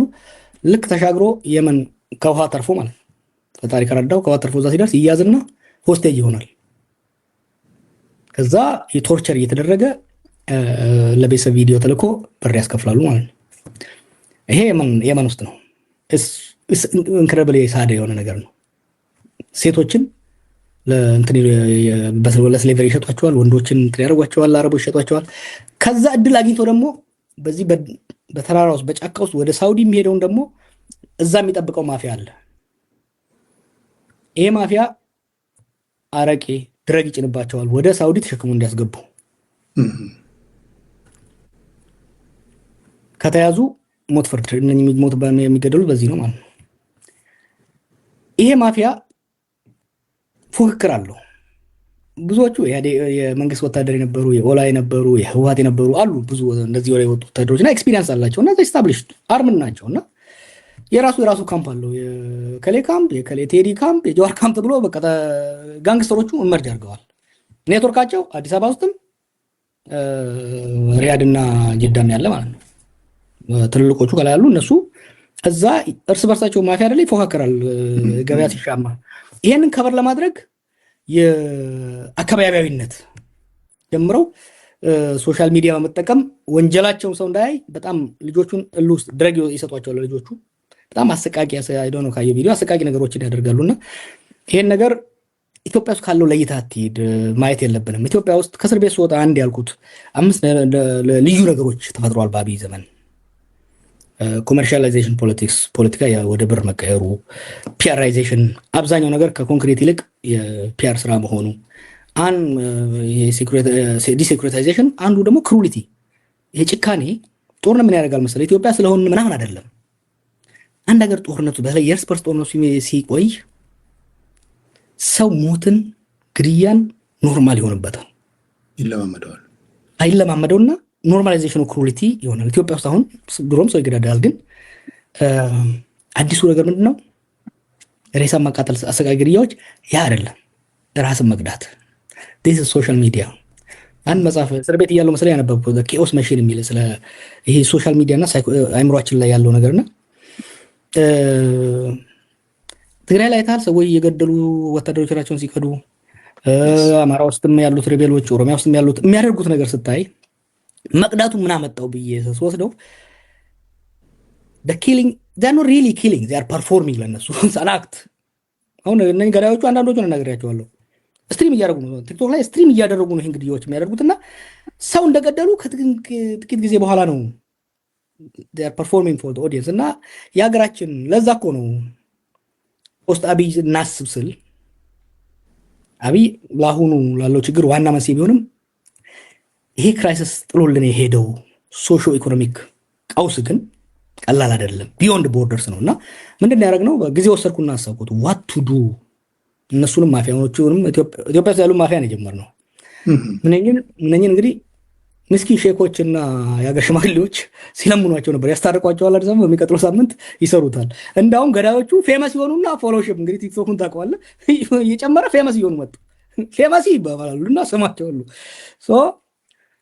አንድ ወደ ቲክቶክ የመጣሁት ይሄን ማርኬት አታክ ለማድረግ ነው። አይ ዋንት ቱ ቴክ ኢት አውት ፖሊስ ከዚህ ወደ እንትን መነሻው እንዴት ነው ታውቃለህ? መፎጋገር ምናምን ይሄ ጌም የሚጫወቱ ምናምን ወደዛ ብሽቅ ምናምን so I took time and I studied። ከነሱ ውስጥ የተወሰኑትን ሪክሩት አደረኳቸው፣ ቁጭ ብዬ አጠናሁት። ዘን ፐብሊክ ካምፔን ከፈትን። ፐብሊክ ሲሆን ደግሞ ይሄን የማደርገው ነገር እና ስረስም ማወቅ ያለባቸው what I do is totally different from what the states do። ስቴት ሪቨርስን ያደረጉትን እነ ስታሊን ያደረጉትን እነ ስታሊን ዜጎች በሙሉ ለመንግስት እንዲሰልሉ ነው ያደረጉት። እኔ ደግሞ ዜጎች በሙሉ መንግስት እንዲሰልሉ ነው ያደረኩት። ቤዚካሊ ምን አደረኩ? ሳውዲ ላይ ዜጎች በሙሉ ማፊያውን እንዲሰልሉ አደረኩት። እና ይሄ አሁን እነዚህ ማፊያዎች በጣም ፌመስ ናቸው አንዳንዶቹ፣ ምክንያቱም ከሚዘርፉት ገንዘብ ይሄ ቲክቶክ ላይ ምናምን ያሉ ልጆች ገዝተዋቸው በቃ ፌመስ ናቸው። በተለይ እነዚህ ጊፍት የሚባል አለ። ጊፍት ሰጪዎቻቸው ናቸው ትልቁ ፓወሮቹ። ሶ ጊፍት ሰጪዎቹ ደግሞ አየህ ዝም ብሎ ጊፍት አይሰጡም። they enjoy it, it's an entertainment for them እኮ አየህ ፊልም እንደሚያይ ሰው ነው። እና ፊልም እያዩ ፊልም አይታል ልጅ ሆነን የህንድ ፊልም ምናምን ተጠባቀ ስትቀመጥ አብረህ ታወራለህ፣ ቋንቋውን ራሱ ብታውቅ ሲመጣ አብረህ ትመጣለህ። ሲያቀብጣቸው ጊፍት እየሰጡ በለው ግደለው ቁረጠው ይላሉ። this more criminal, more responsible than the actual killer። yes so እነዚህ ሰዎች አንድ ባንድ እያጋለጥን ከሳውዲ አውቶሪቲም ጋር ከኤምባሲውም ጋር ከሌሎች ጋር ተስማምተን በምን በለቅማቸው ይሻላል መሰለህ? በራሳቸው መሳሪያቸው ምንድነው? ቲክቶክ ነው ሎኬሽናቸው። ፒክ ተደረጉና ያካውስ የቀሩ አሉ። እነሱም አድፍተዋል፣ ጊዜው ይለቀማሉ። ሰው ተረጋጋ እና ይሄ እንዲህ አይነት ነገር የሊቢያው ይቀረናል። ዲፍረንት ዳይሜንሽን ነው፣ ሞር ሶፊስቲኬትድ ነው። ኢትዮጵያ ውስጥ ያሉት ኤሌመንቶችም ፖሊስ እየለቀማቸው ነው። እና ይሄ ነው የሰራ ነው። ኢት ዋዝ ሰምቲንግ ጉድ፣ ግን ብዙ ነገር የተማርኩበት ኦፕሬሽን ነበር። ዋው በጣም ብዙዎቹ ሲያመሰግኑ አይቻለሁ። ቴንኪው ሲሉ አይቻለሁ። ጀዋር መሐመድ ከልብ ነው የማመሰግነው። መጨረሻ ላይ የምትለው ነገር ካለ አንተ በል እንጂ ይሄ መጨረሻችን አይሆንም። በሌሎች ጊዜዎች እንገናኛለን። ስለመጣ ከልብ ነው የማመሰግነው ጀዌ። ቲክቶክ ላይ እስካለን ድረስ ያው እየተባጠሰን እንቀጥላለን። ቲክቶክ ላይ አለ፣ ዩቲዩብ ላይ ነው የመጣው። መጨረሻ ላይ እንደው የምትለው ነገር ካለ በልና ላሰናብት። አንተ አደገኛ ሰው ነህ። ብዙ አስለፈለፍከኝ እኮ እና ረሳሁት። ቁጭ ብለን ኮፊ ሾፕ ቁጭ ብለን ያወራን ነው ያስመሰልከኝና ፍሬንድ ነው ማለት ነው። ኢንተርቪው መሆን ተነሳና እንደ ፖለቲከኛ ሰውን እንደ ፕሮፌሰር አስወራኸኝ። ክላሱ ያለው ያስመሰልከኝ እና አደገኛ ነህ እና ሌሎቹን ተጠንቀቁላቸዋለሁ ቀጥሎ ሲመጡ። እኔም በሚቀጥለው ትንሽ እጠነቀቃለሁ። it was very nice. I enjoyed it. I enjoyed it so much.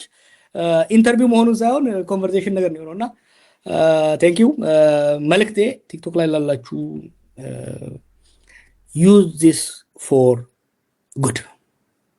ምን መሰለህ አንድ ለውጥ ሚዲያ በዓለማችን ሚዲያ የመጣው ድሮ ሚዲያ ስልጣን ላይ ያለውና ሀብታም ብቻ ነበር የሚይዘው። በአምባገነን ሀገራት ውስጥ ስልጣን ላይ ያለው ብቻ ነው የሚይዘው። ህዝብ ኮንሱመር ብቻ ነበረ የሚዲያን ውጤት። በካፒታሊስት በሆነ ዲሞክራሲ ውስጥ ሀብታሞች ናቸው የሚይዙት፣ ድሃውና ማሱ ኮንሱመር ነው። ሶሻል ሚዲያ ሚዲያን ላንድስኬፕ ዲሞክራታይዝ አደረገው። በአንድ ስልክ አንድ ቪዲዮ ዛሬ ሳይ ነበርና ጫካ ውስጥ ቁጭ ብለው እነኚህ ሰሞኑን የምታገላቸው ልጆች ጫካ ውስጥ ብለው የራሳቸው ስቱዲዮ አላቸው። በቃ ከስልክ ጋር ኢምፓወር አደረገ። ገበሬውን ምኑን ኢምፓወር አድርጓል ሰውን። ይህን አቢዩዝ ባናረገው ከኛ በፊት የነበረው ጄኔሬሽን ይሄን አልነበረው እና ይሄንን ሶሻል ሚዲያ ብዙዎቻችሁ አላችሁ ለጥሩ ነገር የምትጠቀሙበት ራሳችሁን ለማሻሻል፣ ሀገራችሁን ለማስተዋወቅ፣ ባህል ለማስተዋወቅ ብዙ የምትሰሩ ልጆች አላችሁ። አንዳንድ ደግሞ ለማይረባ ነገር የሚጠቀሙ አሉና ቤተሰቦቻችሁን፣ ራሳቸውን፣ ሀገራችሁን ለማሻሻል ተጠቀሙት። because this is a powerful opportunity። ይሄን ከተጠቀምነው ከችግር ውስጥም ለመውጣት ግጭቶች ምናምን ሲመጡ እንዳንተ ያላችሁ ሰዎች ሰብሰብ ብላችሁ የሰዎችን ሀሳብ ከአፍራሽ ወደ ገንቢ ጉዳይ መቀየሩ ጠቃሚ ነው። ጥሩ ነገር እያደረጋችሁ ነው ያላችሁት። እኔም በፈለጋችሁን ጊዜ ያለው ሌሎች ፖለቲከኞችም ነው ቲክቶክን አትናቁ። yes you see ይሄ የኛ ሀገር ሰው ኩፈስ ነው። ይሄ እየራበው በቃኝ የሚል ሰው አለ። ፖለቲከኛ ማለት ነጋዴ ነው። ነጋዴ ደግሞ ገበያ አይንቅም። yes ነጋዴ ገበያ አይንቅም። ቱዴይ በዓለም ላይ the most powerful media is not CNN or BBC, it's TikTok። true እና እናንተም ደግሞ ሰዎች ሲመጡ ሌሎች ጊዜ እንደምትጫወቱ ሳይሆን ትንሽ ከረባት አድርገን ስንመጣ ደግሞ ትንሽ እናንተም ሲሪየስ ሁኑና እንደዛ አስተናግዱ። ኢጓችንንም አደራ ለማለት ያህል ነው። እሺ ሰምታችኋል። እዚህ ውስጥ ያላችሁ 1800 ሰዎች ቴንክ ዩ ጆዌ ገለቶሚ ቴንክ ዩ ከልብ አመሰግናለሁ። ቴንክ ዩ ባባ። እሺ